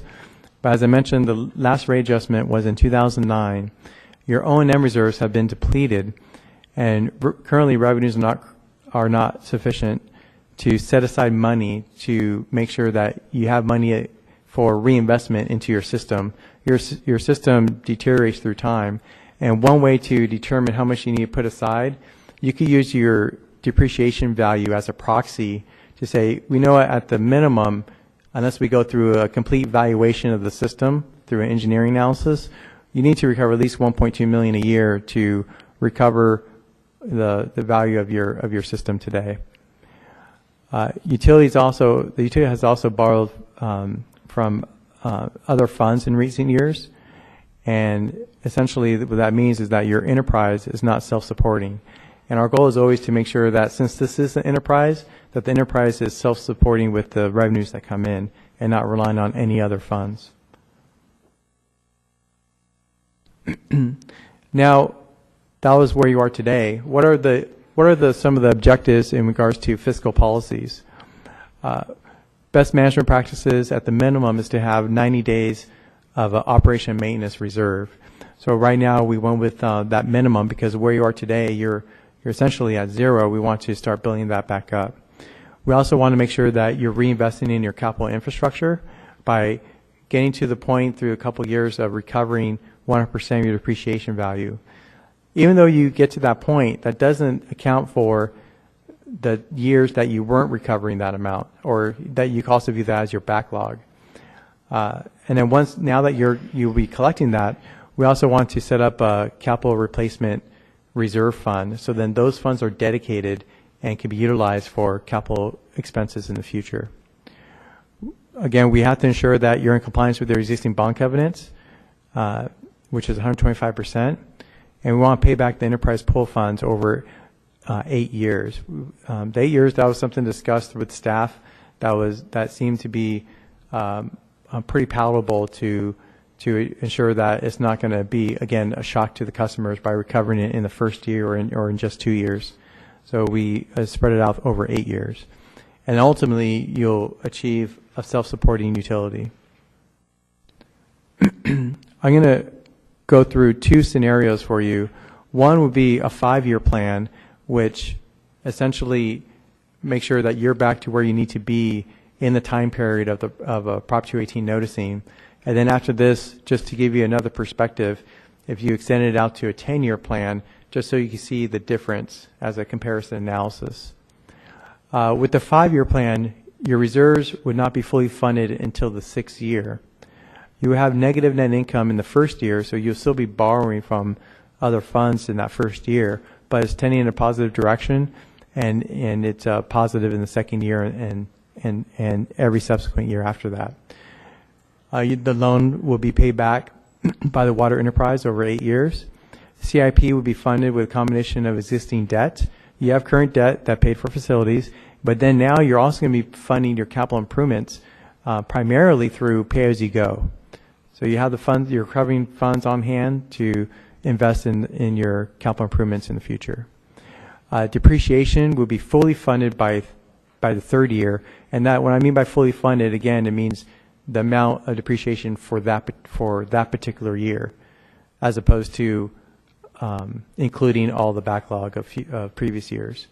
To achieve this, you would need revenue adjustments of 19%, 18%, 17, 15, and then 0. I want to also focus on the fact that I mentioned it as revenue adjustments. Revenue adjustments does not directly correlate to rate increase at the same percentage. It's going to depend on the way that we recover the revenue, because your revenue is recovered through a fixed charge as well as a variable charge. And then it also depends whether it's going to be tiered, and if so, then those that use more water may see a higher percentage compared to those that conserve the water or use a very modest amount of water throughout the year. So essentially you're rewarding them for not really peaking to the system. Also, I want to point out, you'll see that in the 5th year it shows a 0 adjustment. The reason why that is because we're ramping up so quickly over the 5 years that your revenues are going through a pretty significant slope here, and then it's able to just maintain. And in actuality, you'll see in years 4, year 5, even year 6, now it's going to take quite a bit of time before expenses catch up to your revenues. And the reason why you have to ramp up that quickly is, again, to achieve that you're meeting your 90 days of O&M. Here you get up to 132, and that's even without revenue adjustments because of the compounding effect of having revenue adjustments in the early years. Again, the trend lines, this is rate revenue. The bars represent expenses based on cost components. The blue is O&M. The green is debt service. I guess that's a light blue, or is capital improvements. And the teal or purple is capital improvements funded by your capital replacement reserve. And again, this trend line right here is your O&M reserve, your operation and maintenance reserves, and these hatches are your 90 days to reach. Now, to give you another example of another financial plan is, well, let's look at 10 years so you can see a 5 and 10 year comparison. When we look at 10 years, we're basically wanting to make sure that the reserves are funded by the 10th year. You'll have negative income now for 1 more extra year, which means you need to borrow money from your enterprise pool funds. But again, it's trending in the positive direction, and from year 3 on, you have positive net income for that utility. The bond covenants are satisfied. The loan is also paid back in 8 years, and the funds are funded by still paying your existing debt, but also primarily funded by pay-go for future capital improvements. Depreciation, it takes an extra year to reach the fully funding it, which is that $1.2 million. And now, because you expanded it to 10 years, you actually see tempered revenue adjustments, 16%, 15, 15, 3, and 3. And again, the reason why it goes down so much is because of the drivers that you need to recover revenue so quickly. Because ultimately, if we bring these down, then that means that you're going to have more years of net income for the utility, which then means, I'm assuming, there's other revenues available to borrow from. So this is worst case where after 2 years, you get this 30 or 15% to make sure now it's self-supporting. And then again, sorry, the numbers here are a little bit small, But you see the revenue adjustments, and then it's basically after that first 3%, is 3% for 4 years, and then it goes down to 2%, and then down to 1%. And then that 10th year, you reach your O&M reserve of 90 days. You also see that these red numbers is the fact that you have negative net income for that particular utility for that year. Now with that, I'm going to turn it over to my colleague Greg Tobler to go over the wastewater utility. And it's going to be very similar to water of comparing a 5-year and a 10-year plan. And then from there, I'll come back and talk about next steps. And we expect to be back here in a few weeks to now also go over rate design.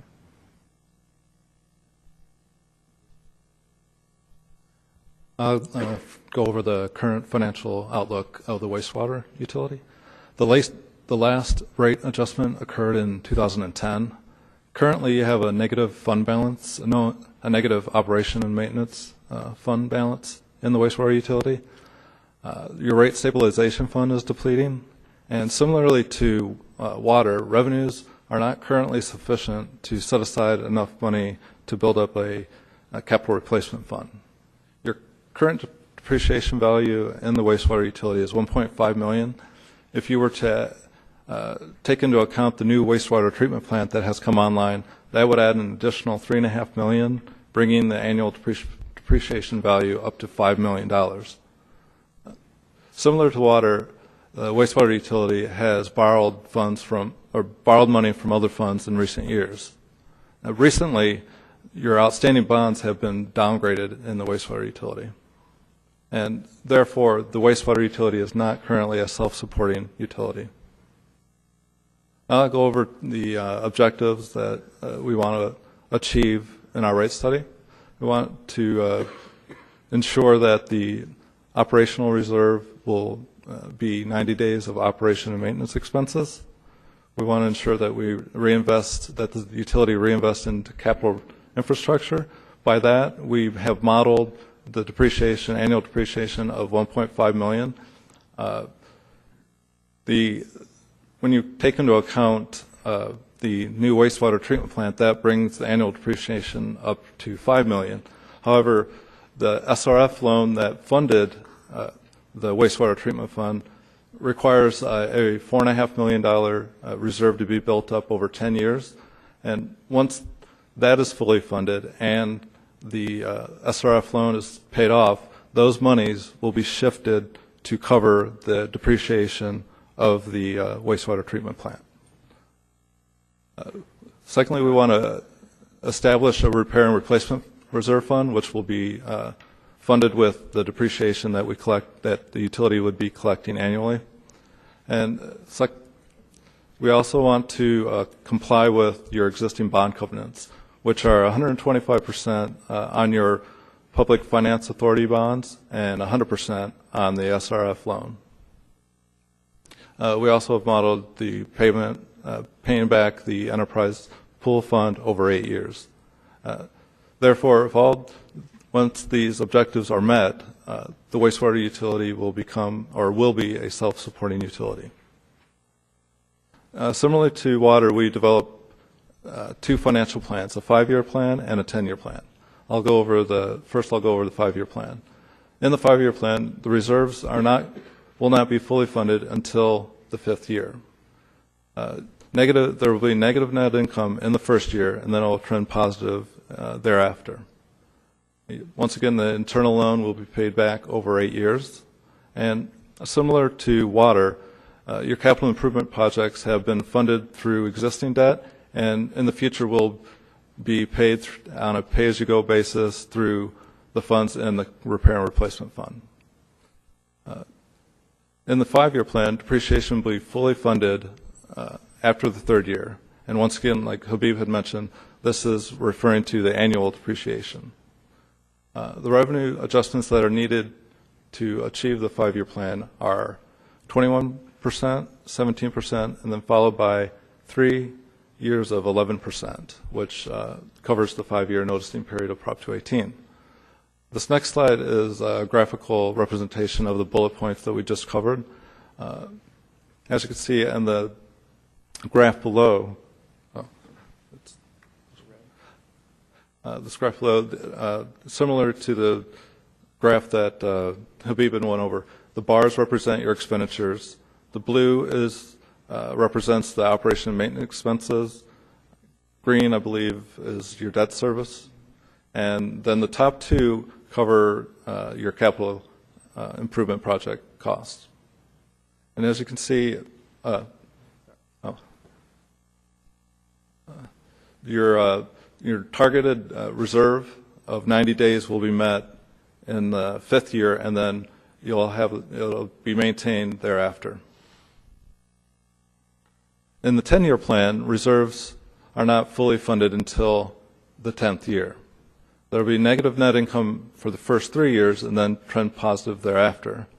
Your bond covenants are satisfied from the first year, and the internal loan will be paid back also over 8 years. Once again, similarly to water, your capital improvement projects will have been funded through existing debt, and in the future capital projects will be paid on a pay-as-you-go basis with the monies collected through depreciation and put into the repair and replacement fund.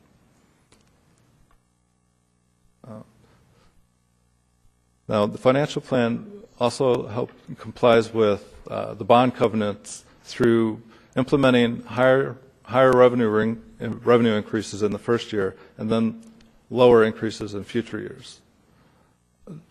And once in the 10-year plan, depreciation will be fully funded in the 3rd year. The revenue adjustments that are needed to achieve the 10-year plan, for the first 5 years, they'll be 21%, followed by 12%, followed by 8%, and then followed by the last 2 years of 5%. So, as we mentioned, the revenue adjustments will continue to decrease throughout the years, and I apologize for the fact that it's kind of a small print here, but so you'd have so the revenue adjustments will be 21%, 12%, 8%, followed by 2 years of 5%, followed by, I believe that's 3 years of 3%, and then there will no longer be any adjustments needed thereafter. That will allow you to reach your targeted reserve level of 90 days of operations and maintenance expenses in your 10th year. Similarly, this graph represents the bars represent your expenditures. The blue, once again, is your operation expenses. Green represents your debt service, and the top blue, teal, and purple, I believe, represent your capital expenditures. Okay. So those are some examples of the financial plans. And we also have the ability to take feedback, take information, or if you have questions to the financial plan, or what if this happens, what if that happens, we have the ability to make those adjustments and see what occurs. An example of that would be, what would happen if we just keep it constant at 12% revenue adjustments? What would that mean to the utility? When will we hit the reserves at 90 days? Or how many years would it be of us being at a negative net income? Those type of questions we can answer. We can actually model those on the fly here today if you wish. But after that, the next steps, we anticipate scheduling a meeting again with City Council to then go over the rates. We've been doing a lot of analysis, and we already have all the components necessary to discuss rates. But we don't want to overwhelm you with a lot of data in one meeting, and there's plenty of questions to ask just on a financial plan, and then there's going to be plenty of questions to ask when you just talk about rates by themselves. But when we do talk about rates, some of the things that we're going to be talking about is going to be determining how much of your total revenue that's required should be coming from your fixed meter charge, and how much should be coming from the amount of water that is used.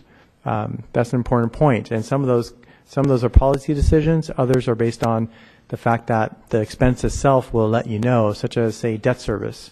You want to make sure that you're recovering all your debt service from the fixed charge, because that debt service payment is a payment that's going to occur every year. We're also going to be reviewing and discussing what is the peaking and demand characteristics of your water and wastewater customers. And then, based on that information, establish unique rates for each customer class. And then, in so doing, we would then determine and review what is the customer impact on water and wastewater customers based on what type of customer it is, as well as the amount of water or discharge that they exhibit. Throughout this process, we're always going to make sure that we collaborate with Lompoc staff throughout the rate design. And we also have been meeting with your utility commission, and we met with them twice already, and we plan on meeting with them again. But before I open up to questions, I also want to show you some of the information that we'll be looking at, or we have looked at. But here, this is just related to water. This is a graphic, and it shows winter usage. And what this graph is showing, on the horizontal axis is the amount of water units used. And on the vertical axis is the number of accounts that exhibit that usage and that stay in that increment of water. So what you see here is that almost all of your customers in the winter use less than 15 units of water. There's also a little light red vertical line here, and that represents the winter average based on usage, which is right around 8 units of water. So on average, your customers in the winter uses roughly 8 units of water. And then when we look at summer, and this is to be expected, you'll see that there's a slight shift in the number of accounts that fall in the higher levels of water usage. But because you're a coastal community, the amount of your average doesn't go up that much compared to looking at other utilities throughout the state of California. We live in Temecula, and you'll see the water usage in summer compared to winter, or you could view as the peaking of customers drastically increase and go well into the 40 units of water and beyond.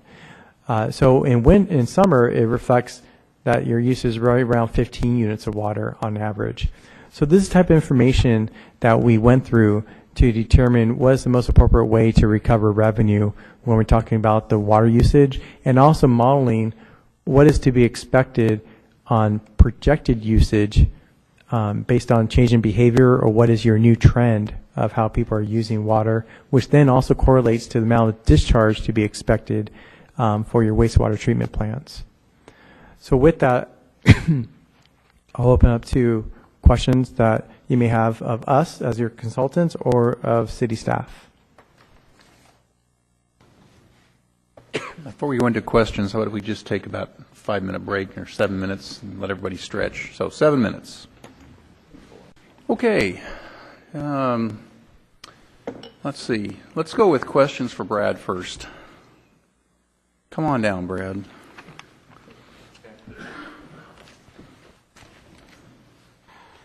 Who'd like to be first? Councilmember Lingle. Well, actually, I can ask this from Brad or the people, but we're just presented with a lot of information. My colleagues understood it all completely, but I just have a question that if you can sort of simplify it for me. Both the 5-year plan and the 10-year plans, both for water and wastewater, they seem to, well, they both satisfy the bond covenants. Yes. They both repay or pay back the internal loans over a period of 8 years. Both scenarios, both water and wastewater. Yeah. So I guess my question is, I mean, those are some of our objectives.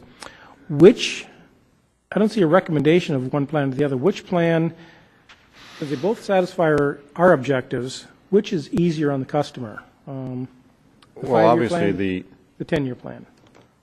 Although we're not setting the rates, the revenue requirements that were up there, they're less in the second, third, and fourth year. My concern, and both of them are set up so we can minimize the amount that the customer is going to have to pay. These rates are not set to meet our obligations in the very first year, for instance. We could set up a rate in year one that satisfies everything, and we don't have to have another rate increase for the rest of the term.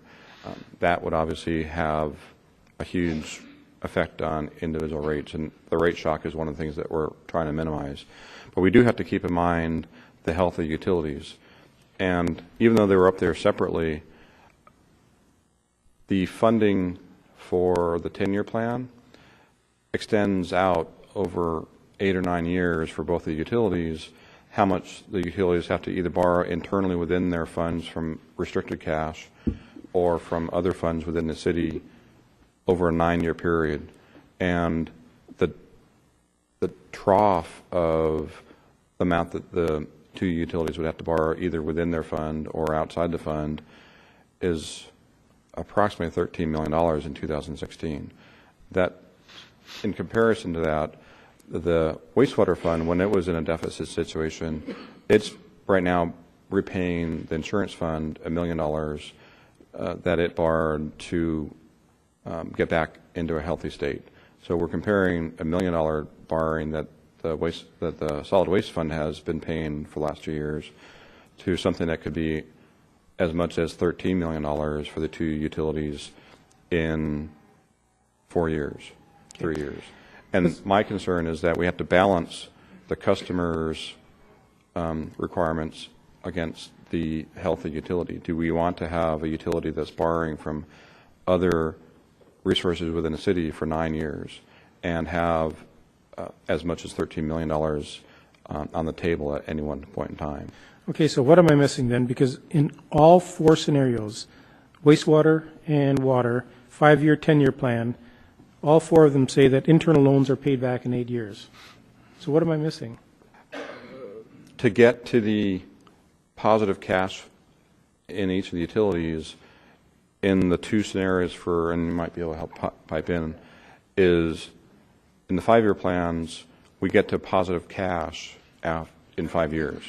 With the other 2, we may be well on our way to paying off the internal loans, but we don't get to a positive cash level in each of the utilities until 2021 or 2022, depending on the utility. And that just is quite a long span of time to have the 2 utilities having deficit cash. Okay. So when you come back to us, then we'll see the effect on the customer? Because right now I don't see any effect on the customer. Okay. And that was done on purpose because we wanted to show basically the utility effect first, and then what the general customer within the customer classes, how that what the resulting effect would be on them to meet the obligations to allow the utilities to become healthy.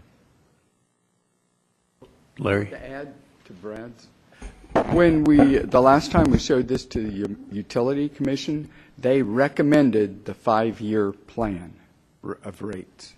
Right? Because you asked that you said we didn't recommend one, but the Utility Commission did recommend that. Okay, but it wasn't recommended in this report? Correct. Okay. Councilmember Starbuck? Just a couple of quick questions, but what's the penalty if we don't meet our bond covenants? We go into a lower grade, higher interest on a capital project later? When Moody's reviewed our rates in November, one of the reasons why they had downgraded us was because we did not have an existing rate structure that would provide for getting our net revenues to the point where they could be sure that we would be meeting our 1.25 ratios. They did recognize that we were in the middle of a study. They did recognize that right now we have, between operating cash and restricted cash, we have a fairly healthy amount of cash within the utilities. What would be the effect if we didn't meet our obligations under the bonds? Moody's would probably downgrade us again. And what's the effect of that? Well, the effect to the city is fairly minimal. What it would do is it would affect our ability to borrow at cost-effective rates in the future.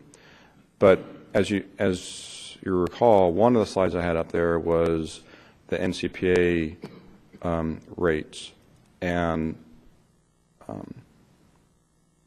the credit ratings for all the members of the agency.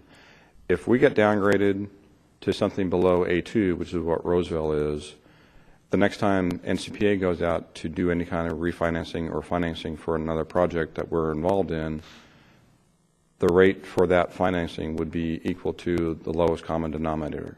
So say we were involved in a new geothermal project and everybody else is involved in a geothermal project.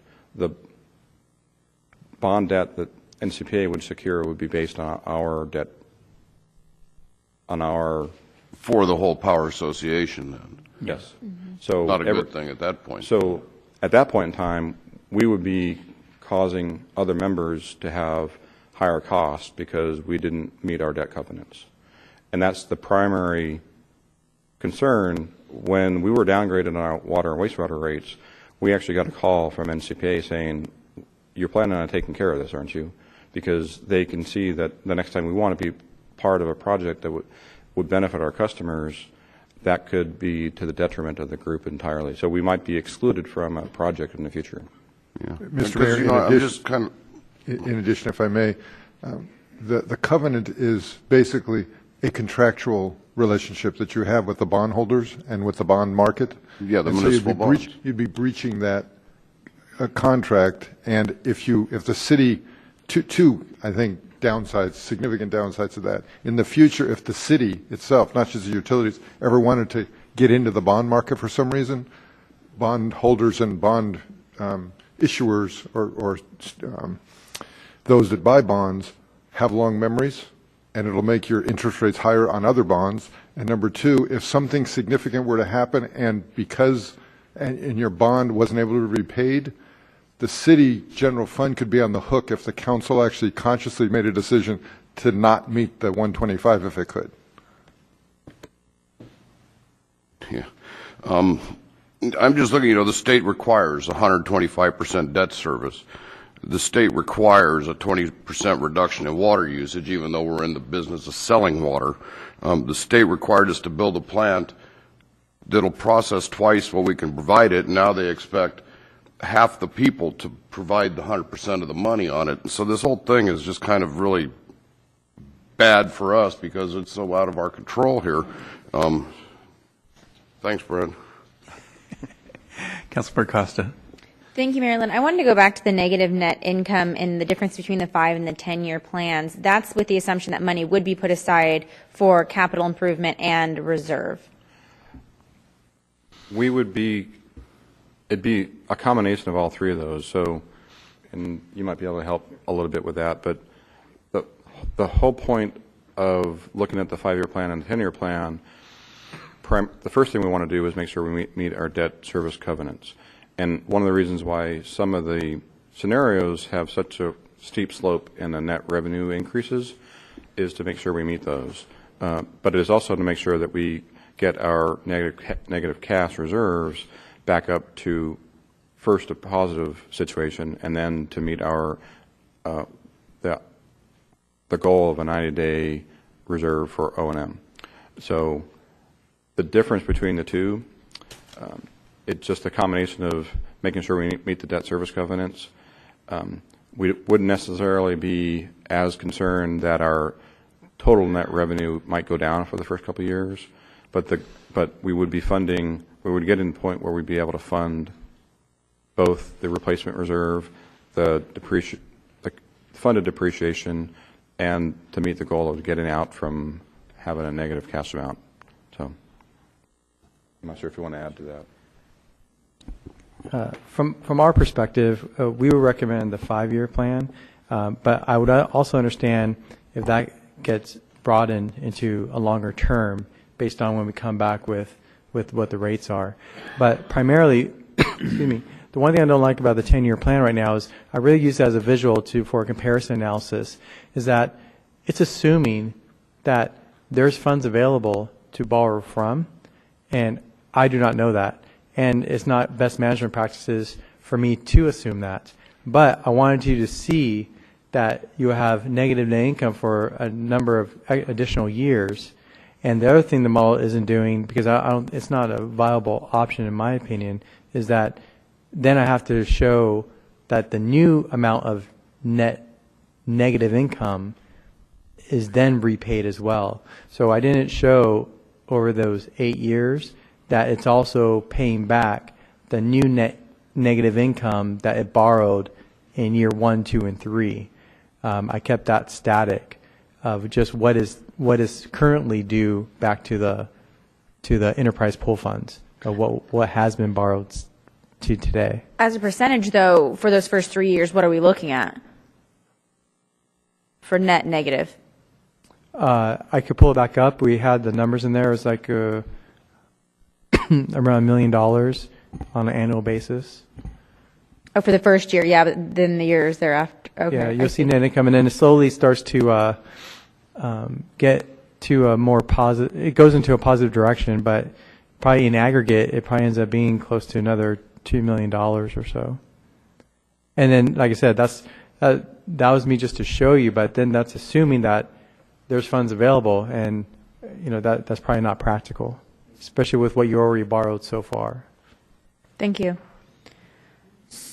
So I wanted to thank you for your report, because I think it's important for us to recognize that you said, rates are defensible. That was really key for me. You talked about the cost of service-based rates, so the citizens know that really we're doing this to ensure that we have a healthy utility, a healthy enterprise fund, and we're not going to raise rates beyond what we would need to. So I'm really looking forward to see what numbers we're going to be looking at. But for now, I think I'm satisfied. Thank you. Just to follow up real quick on what Greg and Habib worked on, I talked about the difference between the cash that we have on hand between the two scenarios. One of the concerns that we have is in the event of some unforeseen event that happens, that we would have to do some sort of medium size fix to one of the utilities. Having cash on hand is the ultimate mediator.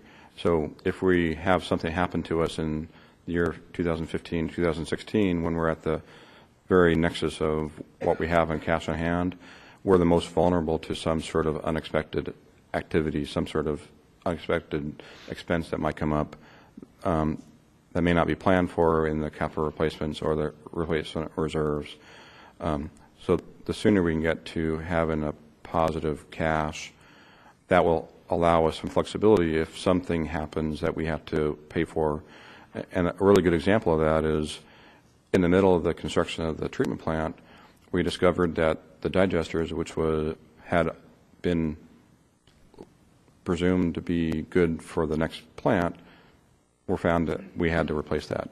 And that was an unexpected, roughly $4.5 million fix that we were doing in the middle of a $100 million project. Had we had to do that outside the $100 million project, a $4.5 million capital project is huge for either utilities. So that was almost lost in the process of trying to get the plant built, but it was a very large capital project that was taken on in the middle of the overall project that would probably have gotten a much larger vetting if it was something that was done on its own, because it was an unexpected thing that happened, say, 10 years from now.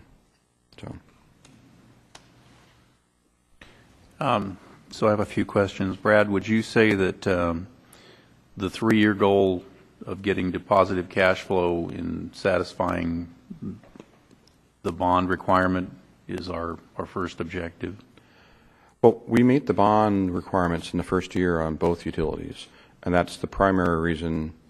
For instance, on the wastewater fund, the revenue requirement is 21%, whether we're taking the 5-year plan or the 10-year plan. That's met. I have seen, because of the experience we had with the electric utility, where we got to a point where we had expenses greater than revenues, we took a path that at this point in time we have positive cash, positive operating cash. 3 years ago, when we were doing the rate study for electric, if I was telling you then that I thought we would be back to a positive cash position right now instead of in 2015, I didn't expect that.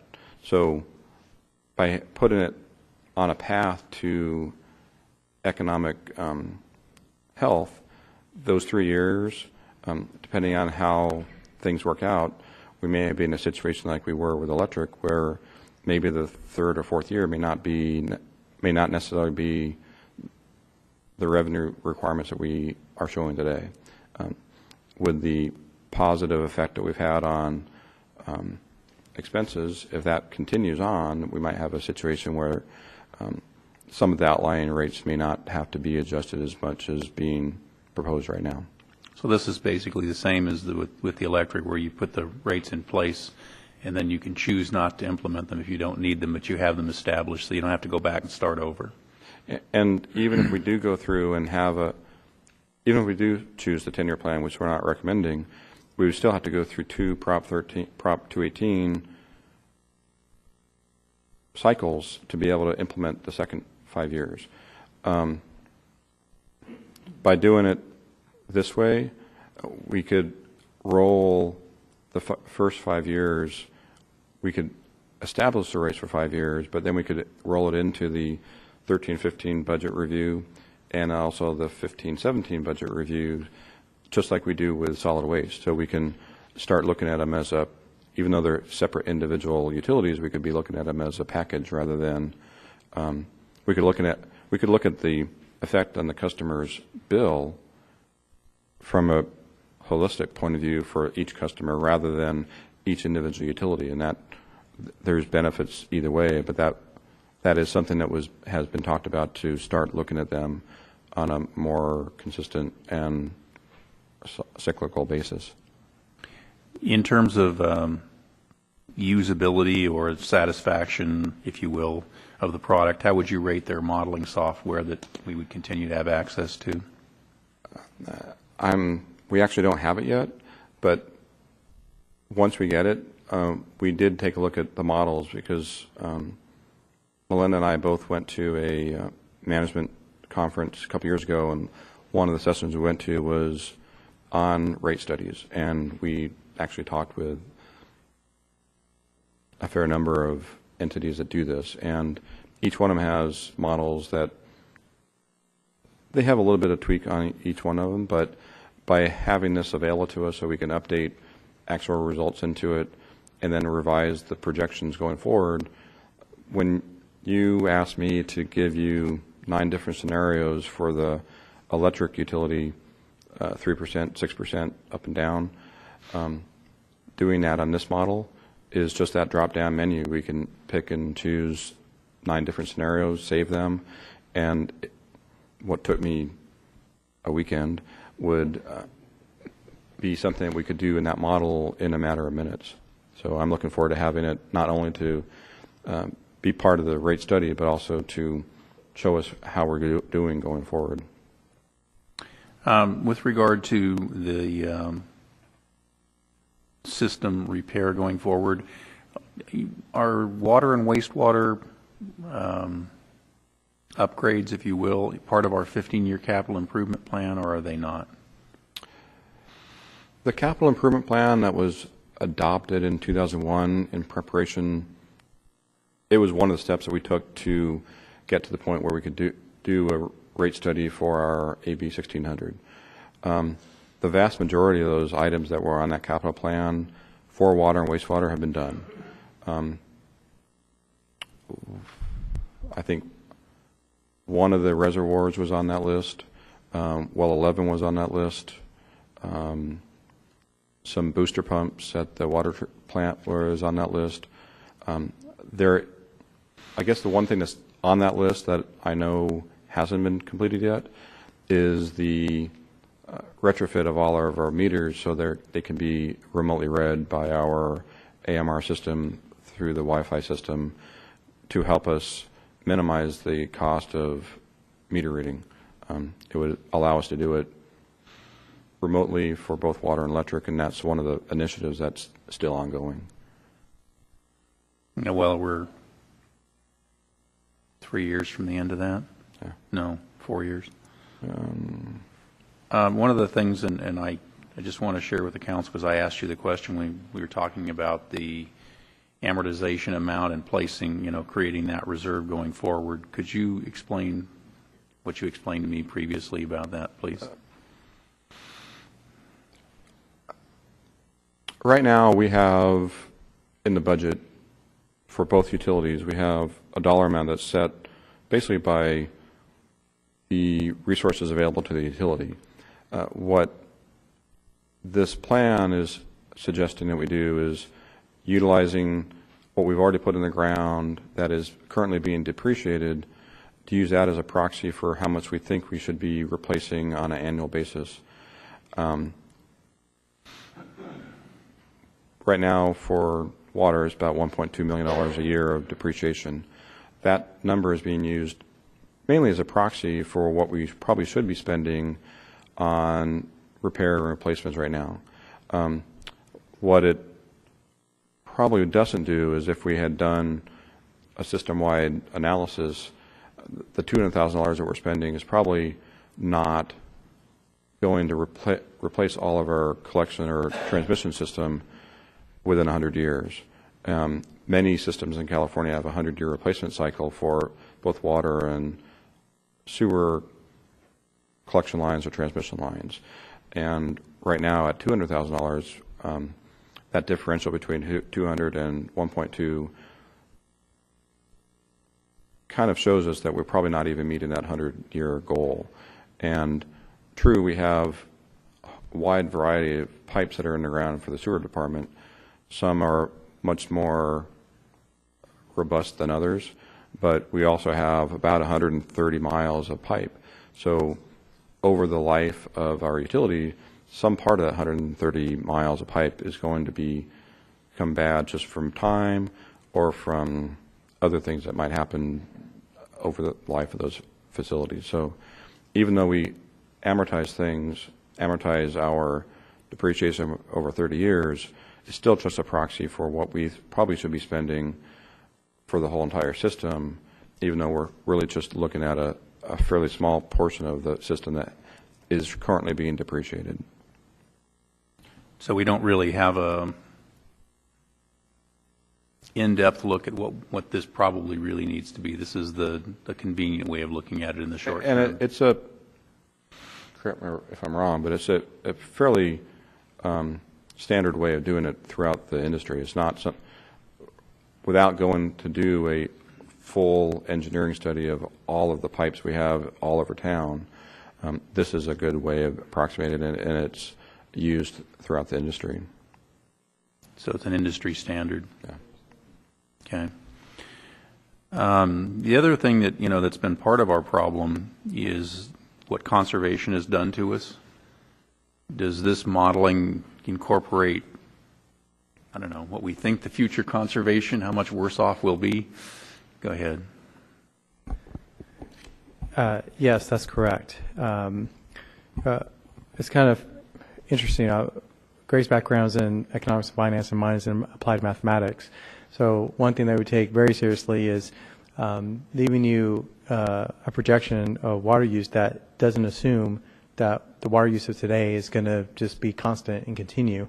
So what we try to model is the fact that if revenue adjustments are substantially high, which then correlates to rates having to increase, people are going to change their behavior and their usage patterns to try to achieve a savings where their monthly bill doesn't change, which ultimately means consumption will go down. And what we do is, regardless of what structure you have, if you have tiers or if you don't, we look at the number of customers that fall in the different usage levels, similar to the graphic I showed you, because their bill would be different than those that are on the low end. And those that have high bills would tend to have more potential to conserve. Because once you get to a lower end, there's only so much you can serve where you get down to the bare essentials of brushing your teeth, taking a shower, things of that sort. So what we tend to do is look at, based on the impact to a customer's bill and the number of customers that see that impact, the higher the impact is, the differential, the more we show that they're going to reduce their consumption. And then those that have less of an impact, then we may show not even any reduction in consumption because they may not have the ability to conserve anymore. So we're going to be able to project that and do an analysis of how much loss of consumption you would most likely see, and the model will represent it that way. And what percentage of meter growth did you use for new housing or new businesses coming online? Do you remember? Good question. Yes, I do. We use 0 for now, because again, you are going to a 5-year. Excuse me. You are moving forward with a 5-year, potentially a 5-year noticing period with based on Prop 218, and typically what you'll find based on where you are today, even if you do have customers come online, they will still pay connection fees and they'll pay the rates of today.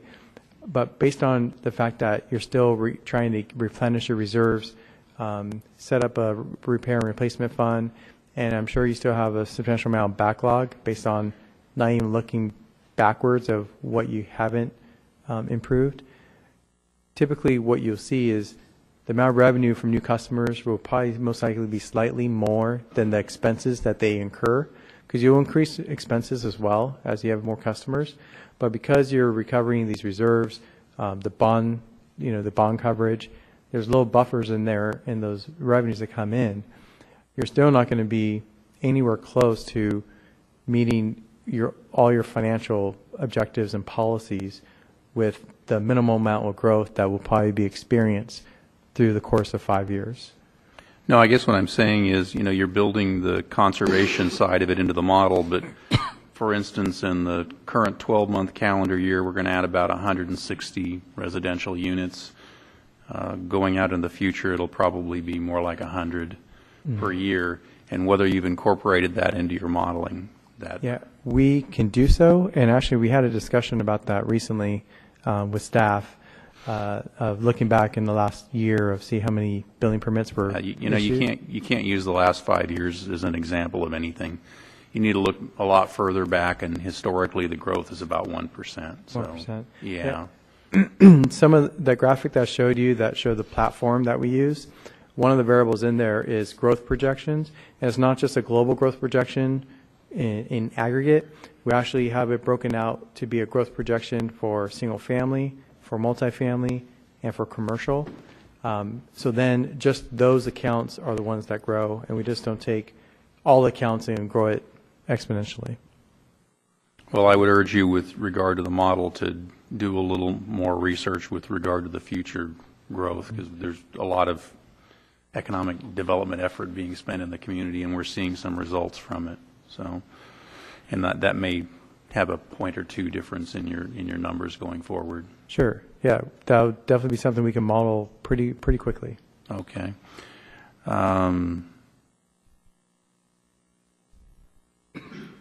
See if I got them all.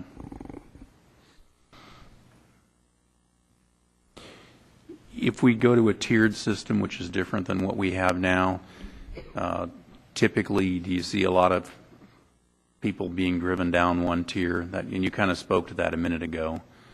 And I know you have it in your model, but this is just, in a general sense, do you see a lot of people dropping out of the 30-unit tier into the 15-unit tier? Excuse me, yes. You do see that, but however, based on looking at the graphic of winter compared to summer, and it's not a significant increase between the two, what that lends me to conclude is that even if we tier the rates, the differential between the rates of tier 1, tier 2, the cost, the amount, isn't going to be significant compared to other agencies. It might, if you have 3 tiers, it might be just a difference of $1 or even less than $1 between all the tiers, because the tiers are based on the peaking that occurs of customers that stay in tier 2, customers that usually stay in tier 3. Because the one thing that we could say is usually when you have the percent of accounts that fall in tier 1, tier 2, tier 3, from year to year you're going to see somewhat of the same percentage, and it's usually going to be the same customers. You don't see a swap of same number of accounts, but yet they're all different customers. And before we do anything like that, we also look at what percent of consumption falls in Tier 3, Tier 2, Tier 1, so then we can provide you with a clear understanding of what is the revenue stability of the amount of the revenue that comes from those tiers. So what I mean by that, and as another way, is we don't want to be somewhat arbitrary or come up with the structure where we have a Tier 3 and we didn't look at the fact that 60% of all your customers in the summer are going to fall in Tier 3. That's not viable. That's not going to be palatable to your customers, and it's going to cause a lot of volatility to your revenue stream. Because with that many people conserving, you're going to see a big difference in your revenues. So we take that into account when we're being very critical of how we set up the tiers, if we do so. And the sewer calculation will still be based on the January, February time period. Excuse me. Yes, it will for now. And one thing that was mentioned was the fact that there's a lot of, and it's showed by some of the graphs, a lot of reduction in the consumption that occurred during that time period, ultimately to reduce one's bill. But now that we're using updated consumption data, it's going to reflect that reduction. And it's also going to be, it's pretty low currently, and we will update it accordingly. And there's only going to be so much more that people could conserve just in that time period to reduce their bill. Because ultimately, if you look at using the bare minimum of what the state wants you to use, so 55 gallons per day per capita, that alone puts you at over 6 units of water per month. And right now, your average in winter is 8 units of water. So we would anticipate it's going to be somewhere in that range. Yeah, and really, just so you understand, the reason that it goes way down in January and February is we get free sprinklers from the sky. So of course, yes. I don't think there's a great effort to make a difference other than we all turn our sprinkler clocks off. Right. Okay, thank you very much. Anyone else have another question? Good. Okay. I just want to follow up real quick on the tier structure. We were talking about it a little bit earlier, and just want to, because we are one of the 30 cities in California that has water and electric, just keep in mind that we already have a tiered structure for residential customers in electric. So although it would be a new structure if we went that way for water, it wouldn't be entirely foreign to somebody because we already have a tier structure for electric with a fairly conservative amount that's in Tier 1 already. So that's just a comment about how the customers can react to getting a tier structure. So, thank you. Brad, are you looking for some consensus from us with regard to a tiered structure, or are you looking for some consensus from us with regard to anything at this point? Well, we presented this twice to the commission, and the second time was in December. And in December, there were some preliminary rate structures that were presented. The commission didn't say they didn't want to have a tiered structure. And it's a tiered structure just for residential, and mostly single-family residential. It will still be, to some extent, a single tier for some of the other classes. So the recommendation, and which is how we do it for electric as well. So what we would like to do is present what would be likely, just like we did here with two scenarios, a likely recommended scenario that would probably include the tiers, would also include retention of the January, February, March review of consumption for the sewer side, the sewer component, and bring to you what that recommendation is, knowing that at that point in time you would probably have some better ability to say, what is this? So we might present something else just to give you some of the alternatives besides using a variable rate for sewer and the tier structure for water, just so you know what some of the other alternatives are. But we would probably give you a recommended, this would be the recommendation. Okay. So. Any other council member have any input they want to add? No? Okay. Thank you very much. Thank you. I'd like to just say thanks to the Wildown people for coming, and I appreciate the time that everybody else for the time we spent on this. I think it was time well spent, and we'll move forward.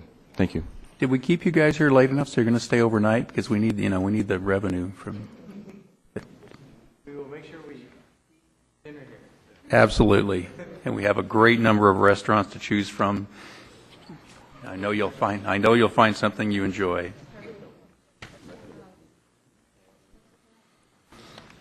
Okay, now we're going to come back around to item number 8 in our slightly convoluted agenda for this evening, and this will be funding options for a new bicycle pedestrian bridge within the Highway 246 corridor.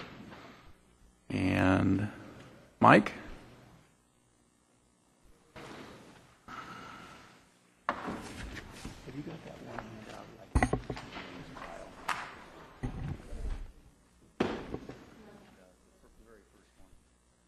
Yeah. Box. All right. Good evening, Council, Honorable Mayor. Mike Luther, City Engineer.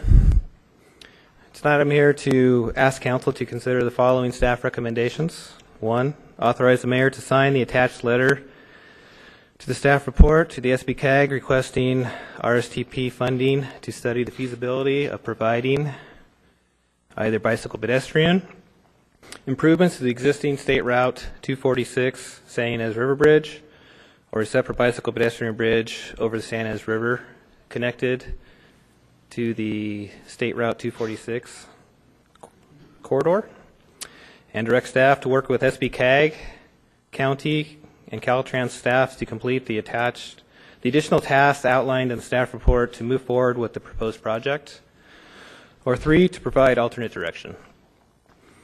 A little bit of background. As directed by City Council at the August 21st Council meeting, staff has reviewed how best to proceed with funding the installation of pedestrian walkway on State Route 246 Robinson Bridge. The Measure A investment plan included an $8 million project to replace the Robinson Bridge. This project was split into 2 phases. The first phase was $300,000 for a feasibility study to assess all options for the replacement of the existing bridge. And phase 2 was $7.7 million for the construction phase of the bridge replacement, scheduled for 2034. In July of 2011, the North County Subregional Planning Committee recommended that a smaller study be conducted to examine interim bicycle and pedestrian improvements on the State Route Bridge. In August of 2011, the SBCAG board voted to approve sending a letter to Caltrans requesting that Caltrans provide information on the feasibility of such pedestrian improvements. In October of 2011, Caltrans responded to SBCAG's request, stating that an engineering analysis would be required to determine whether bicycle pedestrian improvements can be made to the existing bridge, and that the appropriate path to take to determine the possibility of improving the existing bridge or to evaluate alternative crossings of the San Ynez River would be a feasibility study or a project initiation document. Caltrans also stated in their response that Caltrans did not intend to perform such an analysis at this time. SBCAG staff, in talks with city staff, has advised us that there's approximately $343,000 of regional state transportation improvement plan project funding available for the needed study if council desires. The RSTP funding has been allocated to the city's Allen Hancock Bicycle Connector project that was completed in 2011. SBCAG recommended that the following steps to pursue the RSTP funding for the project. The first step would be for City Council to provide a letter to SBCAG staff requesting that such a change in the use of the RSTP funding be requested. 2, SBCAG staff would take the subject to the North County Subregional Planning Commission and to the Technical Transportation Advisory Commission for review, comment, and recommendation to the SBCAG board. 3, SBCAG staff would take the subject to the SBCAG board, which would need to approve such funding change by a simple majority vote. And 3, upon approval by the board, the City of Lompoc staff would work with SBCAG, Caltrans, and county staff to prepare a request for proposal for the engineering analysis feasibility study. And 5th, city staff would manage project work in coordination with appropriate entities and obtaining necessary approvals along the way to secure the engineering analysis feasibility study for the bicycle pedestrian project. In conclusion, SBCAG staff has recommended that prior to seeking reprogramming of the Measure A funding for the bicycle pedestrian river crossing project, a feasibility study should be completed. Once the project has been found feasible, the city could request SBCAG reprogram the Measure A funding for the project. The new project is a significant change from the originally planned use of the Measure A funds and would likely require a 2/3 vote of the SBCAG board for approval. Staff also recommended that the city use RSTP funds for the feasibility study. Again, approximately $343,000 of RSTP funds are available from SBCAG. This funding is leftover grant funding due to cost savings on the Allen Hancock Bicycle Corridor project, completed in 2011. The RSTP funding could be made available for the feasibility study effort by action of SBCAG staff. I'd be happy to take any That's questions. the story, and we're sticking to it. Yeah. Because having been through an infinite number of SBCAG meetings, we certainly talked about it. Councilmember Starbuck. Well, never having sat on an SBCAG meeting, but I have a recollection that didn't we have Measure D funding that we had to reallocate from the Central Avenue Bridge survey study, that we said, no, we don't want to proceed with that. We wanted to use that money to proceed with the study of the Robinson Bridge? I believe that was out of the that's $8 the million. Phase 1 Measure A. Yeah, that was out of, That's it was the in the Phase 8 1 million. that's talked about in the staff report for Measure A. Yep, you are correct. Councilmember Costa. Thank you, Marilyn. You made it quite clear, but I wanted everybody to know that I don't know if anybody else saw that KCOI Central Coast News highlighted this very briefly, and the way that they stated that was something to the effect of the city of Lompoc is looking to build an $8 million pedestrian bridge. On Highway 246. Is there a better way for the city to use this money without giving any information about, how these funds are encumbered and where they're coming from and what they're being used for? If you could just, very quickly go through where it's coming from and why we can only use it for certain purposes. Well, when the county voters approved Measure A, there was certain funds allocated to specific projects. One of those projects was the replacement of the Robinson Bridge, or an alternate bridge to replace at a different location, possibly Central Avenue. And so when they allocated that, when that was approved, there was 2 phases in here, like I said. $8 million total was allocated for the project, which obviously, I don't think $8 million is enough to replace the bridge, but that's funds that could be used to as match money for grants and things like that in the future. But so the money we're talking about is the 2 phases. The first phase was, the plan was to spend or allocate $300,000 to do a feasibility study, which was supposed to start in 2010-11, which has been put on hold, as the staff report says. And the other funding was for construction. The $7.7 million was for construction funds. In the future, we're talking 2034 was the estimated construction start date. Yep, that's still the story. Okay, any other questions right now? Let's go for public comment just in case. Anybody here want to talk about a pedestrian bridge? Nope. Okay, coming on back. I think as part of this, Mike, you guys would look at this not just simply from the construction of a pedestrian bridge, but also that it incorporating it into a new highway bridge also as an alternative. Do I understand that correctly? Well, the scope hasn't been written. The first step would be to get SBCAG to approve the reallocation of the funding. And then we would work with SBCAG staff on the scope of the study, which could include the highway bridge. Yeah, I think we would need to include that just so that we have more alternatives. I'm not advocating for one or the other, just we want to have a blank page approach to it rather than trying to constrict it at the very beginning. Larry told me that for $8 million we could get about 44% of the bridge, so we could build the first 44% and then wait for the other half maybe. Yeah. Okay. Any other questions on this? Okay, then I'd like to make the motion on this because I go to all these darn meetings.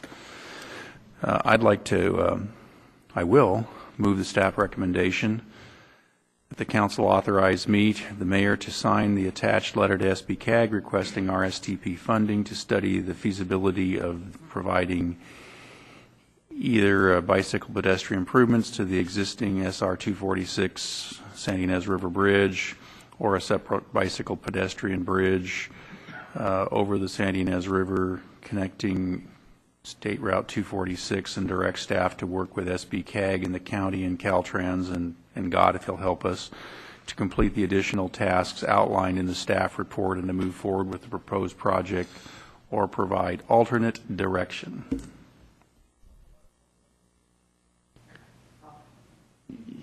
Which last part? I don't want that? Correct. I stand corrected. I'm hereby deleted from or on. I'll second that motion.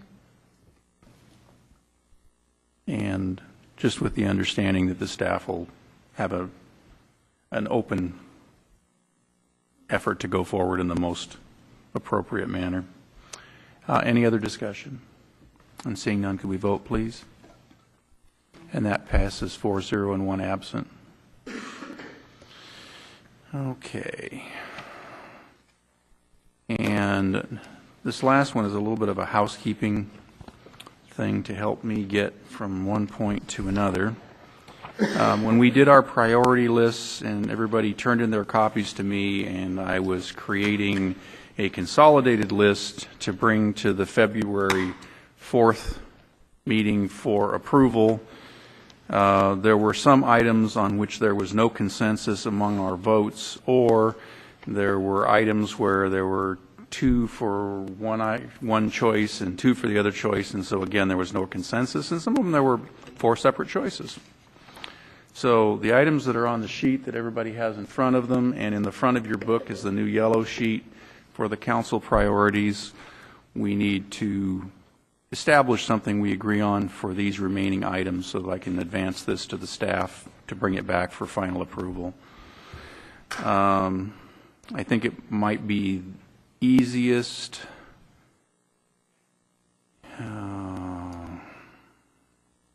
no, they've all got my name on them, don't they? I'm going to say have the person who proposed them start out with what they think. Let's just rotate. So the ballot measure, we'll start with Bob. Bob, where do you see that on the 1 through 6 list?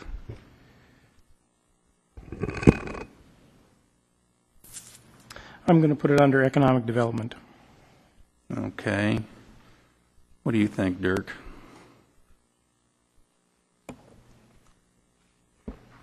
I'll agree with Bob on that. And Ashley? I think it's an efficiency. Yeah, so do I. Now we're back to that same stick in the road. Okay, I'll change mine to efficiency to make it easier. Okay, I was going to get a coin out because I'm down to that. Okay. Dirk, item B1. So that one therefore becomes a 3. Item B1. Mr. Mayor? Sir. Item B1 is already in the handbook. It is, but the difficulty, was it in there the same way? Yes, it's A4 in the handbook. Okay, then I'll take B5 and that's done. No, wait. We're still back at B1. I need everybody's approval to move B1 to the completed column and be done with it. Everybody good with that? Yeah, it's done. Okay, so that one is in the completed column. B5 is completed also? Yep, okay, so that one goes to the completed column. Now we're just getting this done. And B21. That's you, Dirk. You're B21. What do you think? Okay, skipping Bob on B21, I thought we agreed at the workshop that we were going to just drop that. I don't know. I didn't have it marked out, but I'm willing to go in any direction. We didn't have it dropped? You did, and then I changed everybody's mind. To what? To not drop it. To not drop it? Yeah. So where do we want to put it? It's not. I vote that it's not public safety. We got one off the list. I think it's economic development because you're talking about businesses, startup businesses. Thank you, Dirk. Code enforcement, take that. Okay, now let's get serious. What do you think? I'm good with economic development. Yeah, Dirk? Yeah, I wouldn't put a lot of time on this, though. That's why it says present a memo. It's not a report. That was what we agreed to. Okay, B24. Vehicles being taken home. I think that's just, from my standpoint, that's efficiencies. Yeah. Agree. Bob? Okay. E1, Ashley.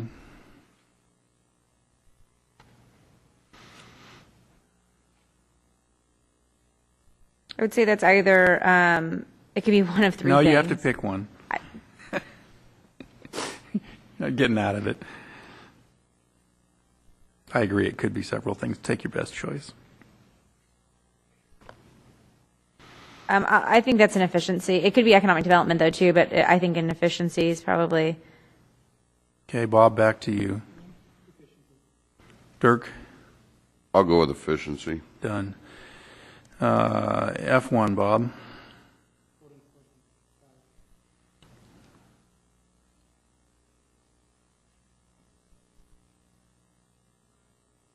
Dirk? I'll agree. Yeah, I'm good with that. Ashley? Yeah. Okay. G2. You're it. Once again, I think that this would be a staff report, and it would definitely go under efficiencies, I think. Okay. I can go that way. Ashley? Yes. Okay, Bob? All right. Next page. G1. 3. Yeah, it's my turn, and I think it's a 3. Ashley? Yes, that's fine. Bob? Okay. Dirk? Yes. Okay. I1, Ashley? That I think is 4. Yep. Agree. Yeah, that's good. J7, Bob.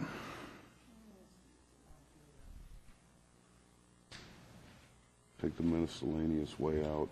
No. No cowardly retreats. I'm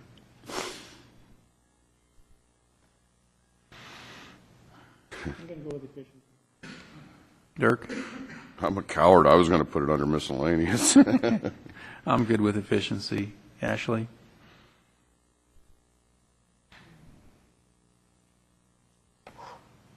I want to say miscellaneous. You want to have a tie, don't you? If we have a tie, we're going to flip a coin.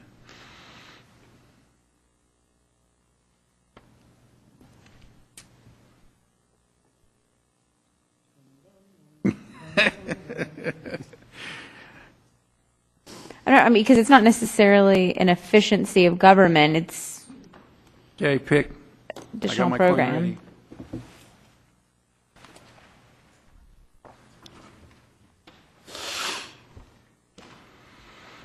You can't have them listed as both? No, it's got to go somewhere. Pick one. Because there's so many other priorities, I would say it should be miscellaneous. Okay. Heads miscellaneous, tails This is good efficiencies. governing. I think, can we just come up with a consensus really quick then? Because I think. I'm going to come up with one right now. Isn't the best way to run government. Coins lie. Which one was it? Heads. I'd rather just take a half, like 30 more seconds to discuss it and come up with something as opposed to using a coin. Okay, go for it. I mean, seriously, it would be a miscellaneous to me. It's not an efficiency. Well, I think it's an efficiency from my standpoint because we're going to reduce our costs from vandalism if in fact this works. And again, this is just a small thing to find out if we can save some money. That's what it's for. Mayor and Council, I recall that staff did address this and say that these particular parks are too small for that use. Well, I still want to get back and get the answer on what our costs have been, because in one of the parks, I know we've had substantial damage repeatedly. So. Right, so that's more like information gathering as opposed to creating an efficiency. So, and we're talking about cost of providing certain things, not necessarily cost savings. For the sake of compromise, I will defer to my esteemed colleague, Councilmember Costa. Okay, next, K2. Whose turn is it? I think it's yours, Dirk. Mr. Lingle's. Yeah, no, I think it's yours. You just had that one. Parks and Rec Commission work with Public Works for downtown location for, I would say that this is a miscellaneous also. Yeah, I happen to agree. Councilmember Costa? Yeah, I would say that's high on the number 6 list, but yes, it's Well, we'll be miscellaneous. doing those priorities. Right. Bob? Okay. Well, I think M1's a 6 because it's actually in process, so there's nothing really needs to be done. It just needs to have a home somewhere. Same with M2.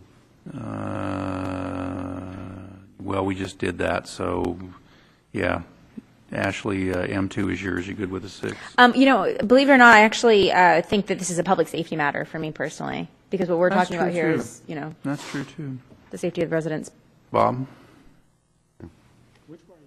M2? M2, the bridge. Yeah. 2, okay, got it. M3, Bob. What's that? M1. 6, yeah. M3, Bob.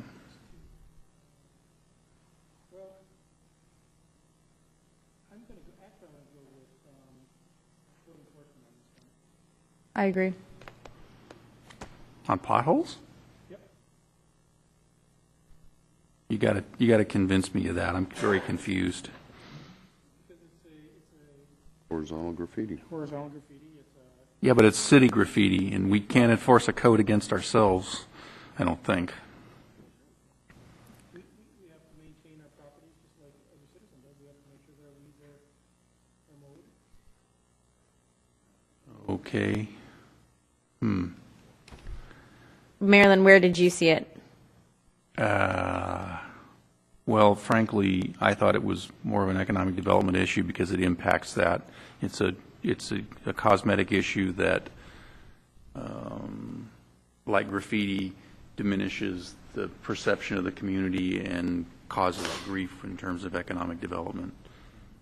So, and I don't see it as public safety because I don't think very many people die in potholes. It's possible that creating a better method would be an efficiency, so it can go a lot of places. What do you think, Councilmember Costa? My initial reaction was code enforcement also.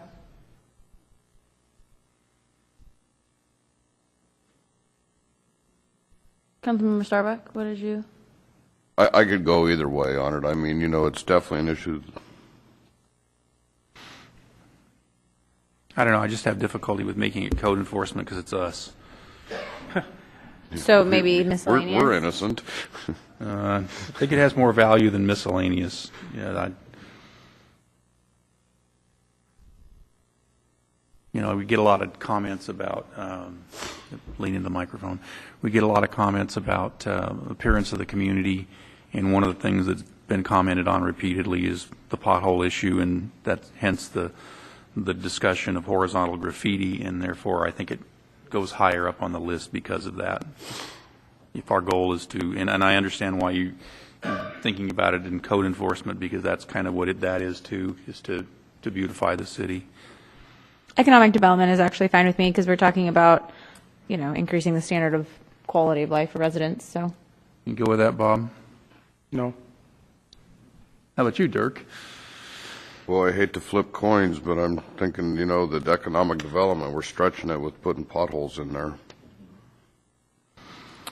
Okay, we're back to the coin we don't want to flip. Well, no, you're not. Actually, if Councilmember Costa or Councilmember Starbuck takes anything except code enforcement, then it's a 2-1-1 and economic development wins.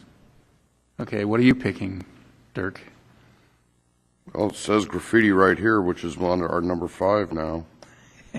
See, we're back to that tie vote. Okay, go for a flip.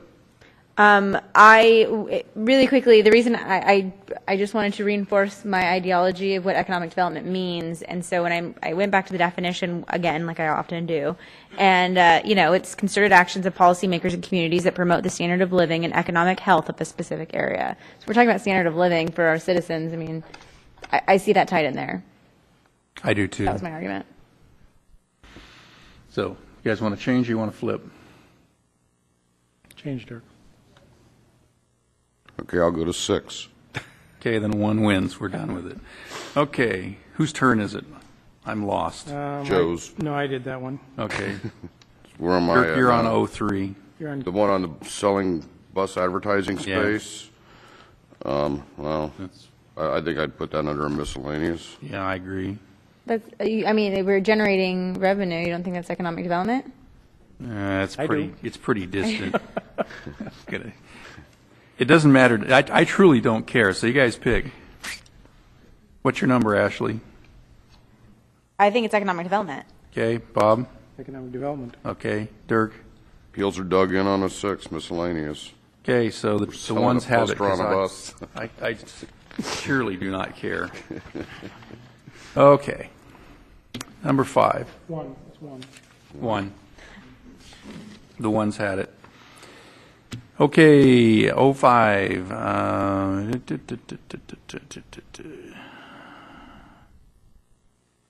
Yeah, that's, it's bizarre to say, but that's economic development because one of the discussions with 3 different local users has to do with what can land at the airport.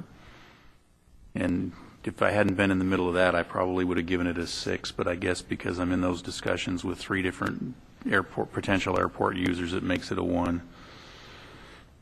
Ashley? I've been thinking miscellaneous, but I can go either way on that. It's something we're going to be looking into, so. I'll stay with a 1 on that just because cities with airports do better. Bob? Sure. So the ones have it. T4, Ashley.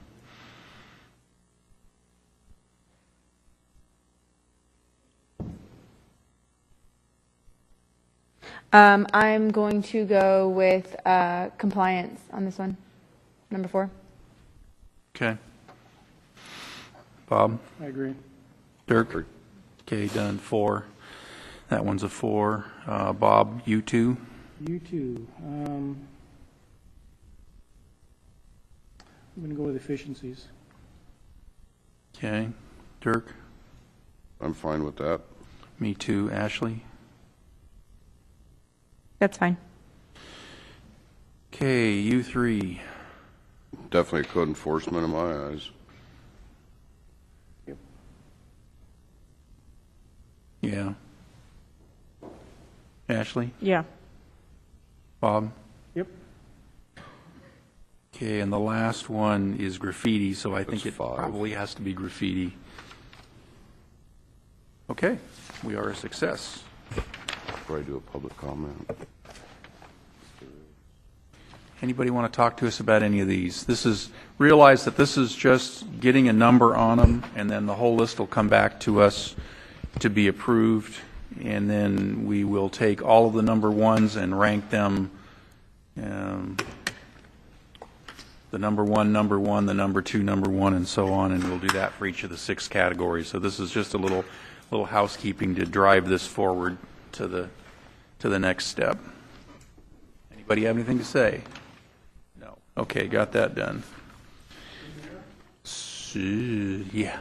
Well, the discussion about what has transpired prior to this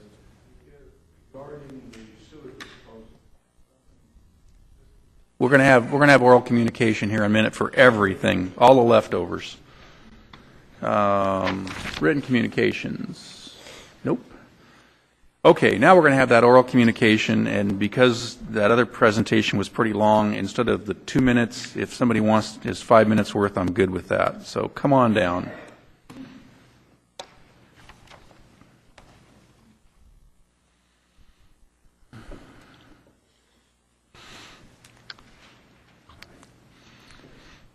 I'm Robert Schmedeke, citizen of Lompoc. Something came to light in that presentation about the sewage disposal plant.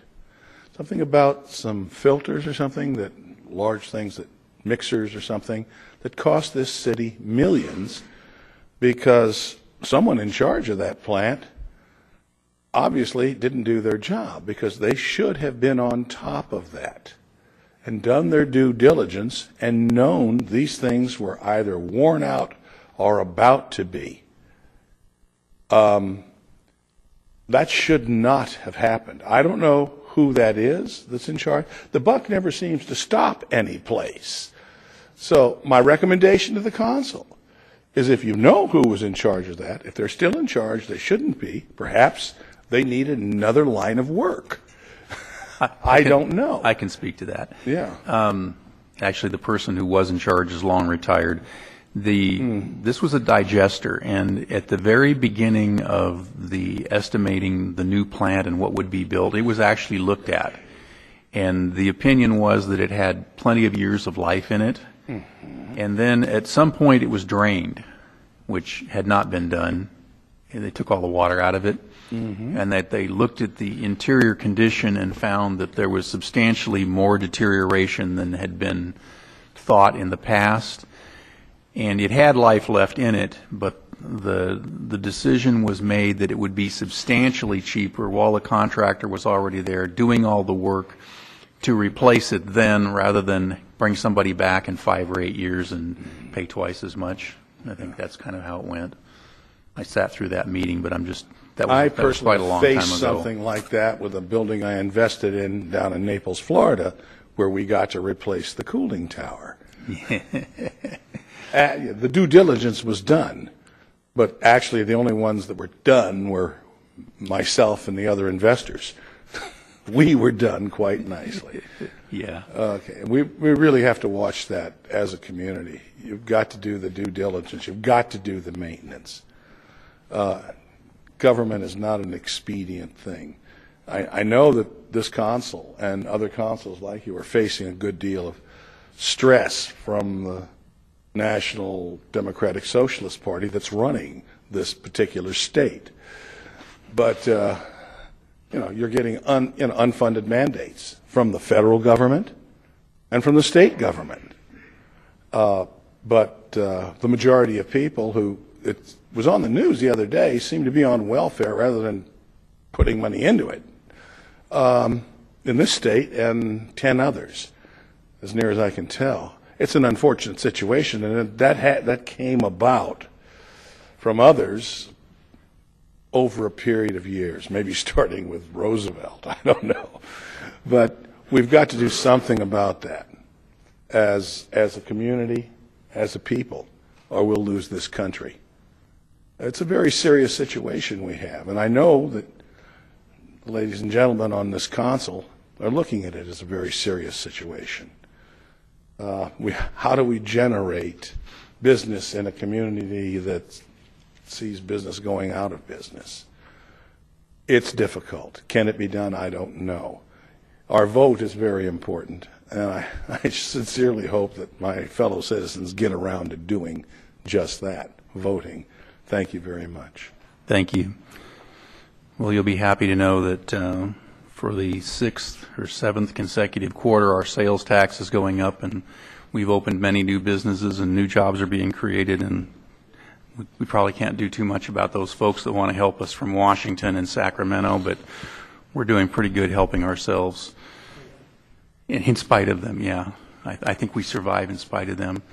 And our staff's doing a good job at looking at some of these things. We wrote a contract today for a sewer line replacement with a company that we hadn't done business with for quite a number of years, and the staff actually called other cities they'd done work for, and because their bid was quite low, and said, hey, how are these guys doing?